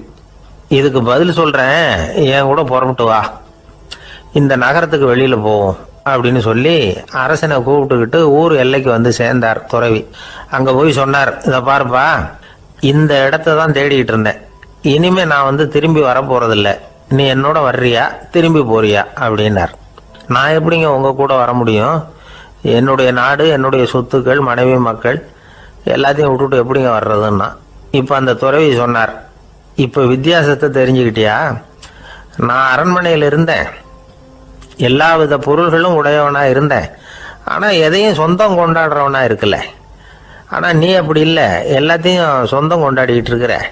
இதுதான் நமக்குள்ள வித்தியாசம் அப்படின்னு சொன்னார். அரண்மனை ஆடைகளை அப்படியே கலைஞ்சார், அரசங்கிட்ட கொடுத்தார். உன்னுடைய ஆடைகளை நீயே வச்சுக்கோன்னார். அவர் பாட்டுக்கு நடந்து போனார், திரும்பியே பார்க்கல. அரசனுக்கு அப்பதான் தன்னுடைய அறியாமை விளங்குச்சான். இதுல இருந்து நாம புரிஞ்சுக்க வேண்டியது என்னன்னா, இந்த உலகத்துல எத்தனையோ பொருள்கள், அதையெல்லாம் முறையா பயன்படுத்தினா மகிழ்ச்சி. அதை விட்டுட்டு அதுக்கெல்லாம் சொந்தம் கொண்டாட ஆரம்பிச்சா கவலை. நம்ம ஆட்கள் வந்து சொந்தம் கொண்டாடுற விதமே தனி. ஒரு ஆளு இன்னொருத்தங்கிட்ட ஒரு கொடை கடன் வாங்கியிருந்தான், திருப்பி கொடுக்கல. கொடையை கொடுத்தவன் கேட்டான், என்கிட்ட கடன் வாங்கினிய கொடை, அதை கொஞ்சம் திருப்பி தர்றியான்னா. அது உனக்கு இப்போ அவசரமா தேவைப்படுதா அப்படின்னு கேட்டான் இவன். எனக்கு தேவைப்படல, அந்த கொடையை நான் யாருக்கிட்ட வாங்கியிருந்தேனோ அவனுக்கு இப்போ அது அவசரமா தேவைப்படுது அப்படின்னு அந்த ஆள். ஒரு கோவில்ல ஆன்மீக சொற்பொழிவு நடந்துகிட்டு இருக்குது. ஒரு பெரியவர் பேசிக்கிட்டு இருக்கார். கடவுளை பத்தியும் சொர்க்கத்தை பத்தியும் மனுஷனை பத்தியும் அவர் விவரமா பேசுறார். எல்லாரும் உட்காந்து கேட்கறாங்க. அந்த கூட்டத்துல ஒரு தத்துவ ஞானியும் உட்கார்ந்துருக்கிறார். அவரு அவருடைய நண்பர். பேசி முடிச்சதும் அந்த பெரியவர் மேடையை விட்டு இறங்கினார். நேரா அந்த தத்துவ ஞானி கிட்ட வந்தார். எப்படி இருந்தது என்னுடைய பேச்சு அப்படின்னு கேட்டார். நீங்க பேசினது ஒண்ணுக்கு ஒண்ணு முரண்பாடா தெரிஞ்சது அப்படின்னாரா இவரு. நான் என்ன அப்படி தப்பா பேசிவிட்டேன் அப்படின்னாரா அவரு. கடவுளை நம்புகிறவன் சொர்க்கத்துக்கு போவான்னு சொன்னீங்க, அப்புறம் நல்ல விதமா வாழறவன் சொர்க்கத்துக்கு போவான்னு சொன்னீங்க அப்படின்னாராம். இதுல என்ன முரண்பாடுன்னு கேட்டிருக்காரு அவர். இதுலதான் முரண்பாடு தெரியுது எனக்கு. அதாவது இங்க ஒருத்தன் எல்லா தப்பும் பண்ணிட்டு இருக்கிறான், அவன் வந்து கடவுளை நம்பினான்னா அவன் சொர்க்கத்துக்கு போவானா? இது என்னுடைய முதல் கேள்வி. இல்லைன்னா ஒருத்தன் வந்து எந்த தப்பும் பண்ணல, ரொம்ப ஒழுங்கா வாழ்ந்துகிட்டு இருக்கிறான், ஆனா அவன் கடவுளை நம்பல, அவன் என்ன நரகத்துக்கு தான் போவானா? கடவுள் நம்பிக்கை உள்ள ஒரு திருடன் என்ன ஆவான், எங்க போவான்? கடவுள் நம்பிக்கையே இல்லாத ஒரு நல்லவன் என்ன ஆவான், எங்க போவான்? ஒருத்தன் இங்க கடவுள் நம்பிக்கையோட வாழறது முக்கியமா அல்லது நல்லவனா வாழறது முக்கியமா? இதுதான் இவர் கேட்ட கேள்வி. இதை கேட்டதும் அந்த பெரியவர் வந்து குழம்பி போயிட்டார். அவர் சொன்னது நியாயம் தானே. கடவுளை நம்புறவன் தான் சொர்க்கத்துக்கு போவான்னா பேசாம கடவுளை நம்பிக்கிட்டு இந்த உலகத்துல எல்லா தப்பும் பண்ணிட்டு இருக்கலாமே. பேச்சாளர் குழப்பத்தோட வீட்டுக்கு போனார், படுத்து தூங்கினாரு. ஒரு கனவு வந்தது. கனவுல அவர் ஒரு ரயில்ல வேகமா போயிட்டு இருக்கிறார். எதிரில் உட்காந்துருக்கிறவரை பார்த்து நாம இப்ப எங்க போறோம்னு கேட்டார். சொர்க்கத்துக்கு போயிட்டு இருக்கிறோம் அப்படின்னாங்களாம். ரயில் போய் நின்னுது. இவர் இறங்கினார். இங்க கௌதம புத்தர் இருப்பார், சாக்ரட்டிஸ் இருப்பார், அவங்கள பார்க்கறதுக்கு ஒரு நல்ல வாய்ப்பு அப்படின்னு நினைச்சுக்கிட்டே அங்கேயும் இங்கேயும் பார்த்தார். அங்க யாருமே இல்லை, ஒரே பாலைவனம் மாதிரி இருக்குது. பச்சை இல்லை, பசுமை இல்லை, பூக்கள் இல்லை, மரம்லாம் மொட்டையா நிக்குது. எலும்பும் தோலுமா சில முனிவர்கள் அங்கேயும் இங்கேயுமா உட்காந்துருக்குறாங்க. இவர் அவங்க கிட்ட போய் இந்த புத்தர், சாக்ரட்டிஸ் இவங்கெல்லாம் எங்க இருக்கிறாங்கன்னு கேட்டாராம். அப்படி யாரும் இங்க இல்லையே, அவங்கெல்லாம் யாரு அப்படின்னு திருப்பி கேட்டிருக்கிறாங்க. இவருக்கு அதிர்ச்சியா போச்சு. அப்படின்னா அவங்க எங்க போயிருப்பாங்க? உடனே ரயில் நிலையத்துக்கு ஓடி வந்தார். அப்பதான் நரகத்துக்கு ஒரு ரயில் புறப்பட்டுக்கிட்டு இருந்தது. அங்கிருந்து அதுல ஏறி உட்கார்ந்தார். ரயில் வேகமா போச்சு. நரகம் நெருங்க நெருங்க காற்று குளிர்ச்சியா வீச ஆரம்பிச்சுதான். வெளியில பசுமையா இருந்துதான். அழகான மலர்கள், அழகான நீர்நிலைகள், நந்தவனங்கள், ரொம்ப அருமையா இருக்குது. ரொம்ப அங்க இருந்தவங்க எல்லாம் ரொம்ப மகிழ்ச்சியா உல்லாசமா வேற இருந்திருக்கிறாங்க. எங்க பார்த்தாலும் ஆடல் பாடல் உற்சாகம். இவர் ரயிலை விட்டு இறங்கினார். அவருக்கு சந்தேகம், இதுவா நரகம் அப்படின்னு விசாரிச்சிருக்கார். ஆமா இதுதான் நரகம்னாங்களாம். எனக்கு ஒரு சந்தேகம் இருக்காரு, என்னன்னு கேட்டிருக்காங்க. கௌதம புத்தரும் சாக்ரட்டீஸும் லாவோஸும் இவங்க மாதிரி இன்னும் பல பேரும் கடவுள் நம்பிக்கை இல்லாதவங்க அவங்கெல்லாம் இங்கே இருக்கிறாங்களா அப்படிங்கிறது தான் என்னுடைய சந்தேகம் அப்படின்னாராம். இப்போ அவங்க சொல்லியிருக்கிறாங்க, இப்போ நீங்கள் பார்க்குறீங்களே பசுமையும் பச்சை பயிர்களும் ஆடல் பாடல்களும் அழகிய மலர்களும் இது எல்லாமே கௌதம புத்தரும் சாக்ரட்டீஸும் அது மாதிரி மகான்களும் இங்கே வர ஆரம்பிச்ச பிறகுதான் உண்டாக ஆரம்பிச்சது. இந்த பிரதேசத்தை அவங்க அப்படியே மாத்திவிட்டாங்க. இப்போலாம் இங்கே இருக்கிறவங்க யாரும் சொர்க்கத்துக்கு போகிறதுக்கே ஆசைப்படுறது இல்லை அப்படின்னாங்களாம். இந்த அதிர்ச்சியிலேயே அந்த பெரியவர் கனவு கலைஞ்சி முடிச்சுக்கிட்டார். இதில் இருக்கிற கருத்து என்னன்னா, நல்லவர்கள் எங்கே இருக்கிறாங்களோ அந்த இடத்துக்கு பேர் தான் சொர்க்கம். சொர்க்கம் நரகம்ங்கிறதெல்லாம் ஆன்மீக பண்புகள், அவ்வளவுதான். ஒரு ஊரில் 2 இணைபிரியாத நண்பர்கள். ஒருத்தன் கேட்டான், இப்போ கடவுள் நம்ம முன்னாடி உங்கள் 2 பேரில் யாராவது ஒருத்தர் மட்டும் என்னோட சொர்க்கத்துக்கு வரலாம் அப்படின்னு கூப்பிட்டா நீ என்ன சொல்லுவேன்னு கேட்டானா. இவன் ரொம்ப பெருந்தன்மையாக உன்னையே அழைச்சிட்டு போக சொல்லிடுவேன் அப்படின்ட்டுருக்கான். அப்படின்னா உனக்கு சொர்க்கம் வேணாமான்னு கேட்டிருக்கான் அவன். நீ என்னை விட்டுட்டு போனாவே அப்புறம் இந்த பூலோகமே எனக்கு சொர்க்கம் தாண்டா அப்படின்னு நானா இவன். ஒரே ஒரு ஊர்ல ஒரு பாதிரியார் இருந்தார். ரொம்ப நாள் சந்தோஷமா வாழ்ந்தார். ஒரு நாள் அவர் மடத்து சமையல் அறையில பாத்திரங்களை கழுவி துலக்கி சுத்தப்படுத்திக்கிட்டு இருந்தார். அந்த சமயத்துல ஒரு தேவ தூதன் அவர் முன்னாடி நின்னான். இவர் நிமிர்ந்து பார்த்தார். ஆண்டவர் என்னை உங்ககிட்ட அனுப்பியிருக்கிறார், பரலோகத்தில் வாசம் செய்யறதுக்கு உங்களுக்கு நேரம் வந்துட்டுது அப்படின்னு அந்த ஆள். ஆண்டவருக்கு என்னோட ஞாபகம் வந்ததுக்கு நன்றி. ஆனாலும் இப்போ இங்கே நீயே பாரு, எவ்வளவு பாண்டங்கள் பாக்கி இருக்கு, இவ்வளவையும் நான் சுத்தப்படுத்த வேண்டியிருக்கு. நான் நன்றி கெட்டவனாக இருக்க விரும்பலை. இந்த பணியை முடிக்கிற வரைக்கும் என்னுடைய பரலோக வாழ்வை தள்ளி வைக்க முடியுமா? நீ என்ன நினைக்கிற அப்படின்னு கேட்டார். தேவதூதன் தனக்கே உரிய விவேகத்தோட அன்போட பாதிரியாரை பார்த்தான். சரி, என்ன செய்யலாம்ங்கிறத அப்புறம் சொல்கிறேன் அப்படின்னு சொல்லிவிட்டு புறப்பட்டு போயிட்டான். ஒரு நாள் அந்த பாதிரியார் தோட்டத்தில் உள்ள களைகளை எல்லாம் ஒரு களை கொத்தியால் கொத்தி களை எடுத்துக்கிட்டு இருக்கிறார். அந்த சமயத்தில் இந்த தேவதூதன் மறுபடியும் அவர் முன்னாடி நிற்கிறான். பாதிரியார் பார்த்தார். இதை பாரு, இந்த தோட்டம் பூராவும் எவ்வளவு களை மண்டி கிடக்கு, பரலோகம் கொஞ்ச காலம் எனக்காக பொறுத்திருக்கலாம்னு நீ நினைக்கிறியா அப்படின்னு கேட்டார். தேவதூதன் சிரிச்சுக்கிட்டே மறுபடியும் மறைஞ்சிட்டான். மறுபடியும் அவர் களை எடுக்கிறது, தானிய களஞ்சியத்துக்கு வர்ணம் பூசுறது, இப்படிப்பட்ட வேலைகளில் ஈடுபட்டிருக்கார். இன்னொரு நாள் ஒரு மருத்துவமனையில் நோயாளிகளை கவனிச்சுக்கிட்டு ரொம்ப தீவிரமாக இருக்கிறார் அந்த பாதிரியார். ஒரு நோயாளியோட தாகத்துக்கு தண்ணீர் கொடுத்துட்டு நிமிர்ந்து பார்க்குறப்போ தேவதூதன் மறுபடியும் அவர் முன்னாடி நிற்கிறான். இந்த தடவை பாதிரியார் தன்னலமற்றவரா பேரன்பை காட்டக்கூடிய வகையில் தன்னுடைய 2 கைகளையும் உயர்த்தியபடி தேவதூதனின் கவனத்தை பிணியால் வாடக்கூடிய நோயாளிகளின் பக்கம் திருப்பினாராம். தேவதூதன் ஒன்றும் சொல்லலை, மறைஞ்சிட்டான். அன்னைக்கு சாயந்தரம் பாதிரியார் மடத்தில் உள்ள தன்னுடைய அறைக்கு போய் இளைப்பாறினார். யோசிச்சு பார்த்தார். தேவதூதனையும் தேவதூதனின் விருப்பத்தையும் பல நாள் தள்ளி போட்டு வந்ததையும் அவர் ரொம்ப நினச்சி பார்த்தார். திடீர்னு தான் முதுமை அடைகிறதையும் சோர்வு அடைகிறதையும் உணர்ந்தார். ஆண்டவரை நினைச்சார். ஆண்டவரே, உம்முடைய தூதனை மறுபடியும் என்கிட்ட அனுப்புனா நான் சந்திக்கிறதுக்கு ஆவலாக இருக்கேன் அப்படின்னு சொல்கிறப்பவே தேவதூதன் பக்கத்தில் நின்னான். பாதிரியார் நிமிர்ந்து பார்த்தார். நீ இப்போவே என்னை அழைச்சிக்கிட்டு போக விரும்பினா நான் பரலோகத்துக்கு வர்றதுக்கு தயாராக இருக்கேன்னார். தேவதூதன் அந்த பாதிரியாரை அன்போடவும் விவேகத்தோடவும் பார்த்து, நீங்கள் என் கூட பரலோகத்துக்கு வர்ற தயாராக இருக்கிறதா சொல்கிறீங்க, ஆனால் நீங்கள் இதுவரைக்கும் வேற எங்கே இருந்ததா நினைக்கிறீங்க அப்படின்னு நானும். அப்படின்னா இதுவரைக்கும் இருந்த இடம் தான் பரலோகம் அப்படிங்கிறத உணர்த்தியிருக்கிறான். பரலோகம்னா என்னன்னு புரிஞ்சுக்கிறதுக்கு இந்த சம்பவம் நமக்கு உதவியாக இருக்குது. தொண்டு செய்கிறத விட பெரிய செயல் வேற எதுவும் இருக்க முடியாது. அது நம்ம மனசுக்கு கொடுக்குற சுகத்தை வேற எதுவும் கொடுக்க முடியாது. நாம் தொண்டு செய்கிற இடம் தான் அந்த புண்ணிய இடம். ஆனால் இந்த காலத்துல எல்லாம் நாம் தொண்டு செய்யணும்னு நினச்சி ஏதாவது ஆரம்பித்தா கூட அதை ஒரு மாதிரியாக சுற்றி நின்று வேடிக்கை பார்க்க ஆரம்பிச்சிடுறாங்க. ஒரு பெரியவர் அப்படித்தான் ஒரு தொண்டு செஞ்சுக்கிட்டு இருந்தார். ஒரு கோவில் கட்டிக்கிட்டு இருந்தாங்க. அதில் ஒரு இடத்துல ஒரு பலகையை வச்சு ஆணி அடிக்கிற வேலையை செஞ்சுக்கிட்டு இருந்தார் அந்த பெரியவர். ஒரு சின்ன பையன் அதை ரொம்ப ஊக்கமாக அக்கறையாக கவனிச்சுக்கிட்டு இருந்தான். பெரியவர் இதை கவனித்தார். என்னப்பா பார்க்குற, உனக்கும் இது மாதிரி தொண்டு செய்யணும்னு ஆசையாக இருக்கா அப்படின்னு கேட்டார்.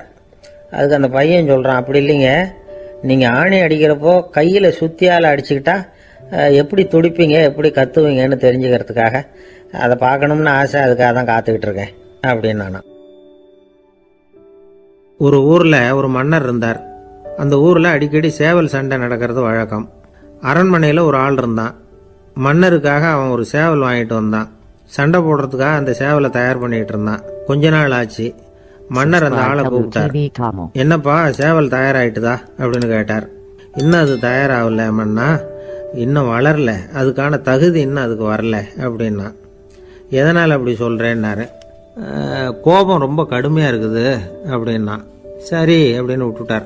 மறுபடியும் கொஞ்ச நாள் ஆச்சு. இப்போ எப்படி நிலைமை, சேவல் தயாரா அப்படின்னார். இன்னும் இல்லை அரசே, மற்ற சேவல் எங்கேயாவது கூவுற சத்தம் கேட்டால் உடனே இது பரபரப்பாயிடுது. பக்கத்தில் ஒரு சேவலின் நிழலை கண்டா கூட இது பரபரப்பாயிடுது அப்படின்னா. சரி இன்னும் கொஞ்ச நாள் ஆகட்டும்னு விட்டுட்டார். கொஞ்ச நாள் ஆச்சு. இப்போ மறுபடியும் விசாரித்தார். இன்னும் நம்ம சேவலுக்கு அந்த தகுதி வரலமன்னா, போராட்ட உணர்வு அதுக்கு இன்னும் இருந்துக்கிட்டு தான் இருக்குது. உள்ளே மெதுவாக தான் எரிய ஆரம்பிச்சிருக்குது போராட்ட உணர்வு. அப்படி இருக்கக்கூடாது, அது பற்றி எரிய வேண்டாமா அப்படின்னா. இன்னும் கொஞ்ச நாள் ஆச்சு. இப்போ எப்படின்னு கேட்டார். இப்போ அவன் சொன்னான், மன்னா கிட்டத்தட்ட அது போருக்கு தயாராகிட்டுது அப்படின்னு நினைக்கிறேன்னா. எதனால் அப்படி சொல்கிற அப்படின்னு கேட்டார். மற்ற சேவலின் குரலை கேட்டால் அது அசைகிறதே இல்லை, ஒரு பொம்மை மாதிரி ஆயிடுது. அதுக்கு உள்ள ஒரு நுட்பமான விழிப்புணர்வு வந்துட்டுது. அதனால் அது அமைதியாக இருக்குது, மௌனமாக இருக்குது. இனிமேல் அதுக்கு இணையான சேவலே கிடையாது. வெற்றி பெற அது போராட வேண்டிய அவசியமே இல்லை. அதை பார்த்த உடனே எதிரி சேவல்கள் பயந்துட்டு ஓடி போடும் அப்படின்னு சொன்னானான். அந்த சேவலை வளர்த்தவர் சி சிங் சு அப்படின்னு பேர். இந்த சுசுகி சொன்ன கதையும் அது. ஞானிகள் என்ன சொல்கிறாங்க தெரியுமா? அந்த சேவலின் ரகசியத்தை நீயும் கற்றுக்கொள், நீ அப்படி ஆயிடு, சண்டை போடாமலே வெற்றிகள் பெறுகிற நுட்பத்தை புரிந்துகொள். இதுதான் ஞானிகள் உபதேசம். ஒரு குருக்கிட்ட ஒருத்தன் போயிருக்கிறான். எனக்கு சண்டை போட கற்றுக்கணுங்கண்ணா, அதுக்கு என்ன செய்யணும்னார். என்ன உங்கள் மாணவனாக சேர்த்துங்கண்ணா. சரி இப்போ உன்னுடைய பலம் என்னன்னு கேட்டிருக்கார். இப்போ நான் தனி ஆளாக இருந்து ஒரு 100 பேரை சமாளிப்பேன் நானா. சரி அப்படின்னா என்னுடைய மாணவனாக உன்னை சேர்த்துக்கிறேன்ருக்கார். சேர்த்துக்கிட்டார். 6 மாதம் பயிற்சி கொடுத்தார். அதுக்கப்புறம் இவனை கூப்பிட்டு கேட்டார், இப்போ உன்னுடைய திறமை எவ்வளவுன்னு. இப்போ நான் தனி ஆளாக இருந்து ஒரு 50 பேரை சமாளிப்பேன் நானா. இன்னும் உனக்கு பயிற்சி தேவைன்னாராம். தொடர்ந்து சில நுட்பங்களை எல்லாம் சொல்லி கொடுத்துருக்கிறார். 1 வருஷம் ஆச்சு. எல்லாத்தையும் கற்றுக் கொடுத்துட்டார். அப்புறம் கூப்பிட்டு கேட்டார், இப்போ உன்னுடைய திறமை எப்படிப்பா, எதிரிகள் எத்தனை பேரை உன்னால் சமாளிக்க முடியும்னாராம். அவன் சொன்னான், ஐயா எதிரிகளின் பலம் என்னங்கிறத புரிஞ்சிக்காம அதை நான் சொல்ல முடியாதுன்னு நானும். இனிமேல் உனக்கு பயிற்சி தேவையில்லை, போயிட்டு வான்னு அனுப்பி வச்சுட்டாரான். ஒரு உண்மையை நாம் புரிஞ்சுக்கணும். அதாவது அடிக்கிறதுக்கு நமக்கு துணிச்சல் தேவையில்லை, அடிக்காமல் இருக்கிறதுக்கு தான் துணிச்சல் தேவை. அடித்தா திருப்பி அடிக்கிறவன் மன உறுதி உள்ளவன் இல்லை, அடித்தா திருப்பி அடிக்காமல் இருக்கிறான் பாருங்க, அவன் தான் மன உறுதி உள்ளவன். ஒருத்தன் தலை தெறிக்க வேகமாக ஓடிக்கிட்டு இருந்தானா, எங்கடா ஓடுற அப்படின்னா, எதுக்க வந்தவன். ஒரு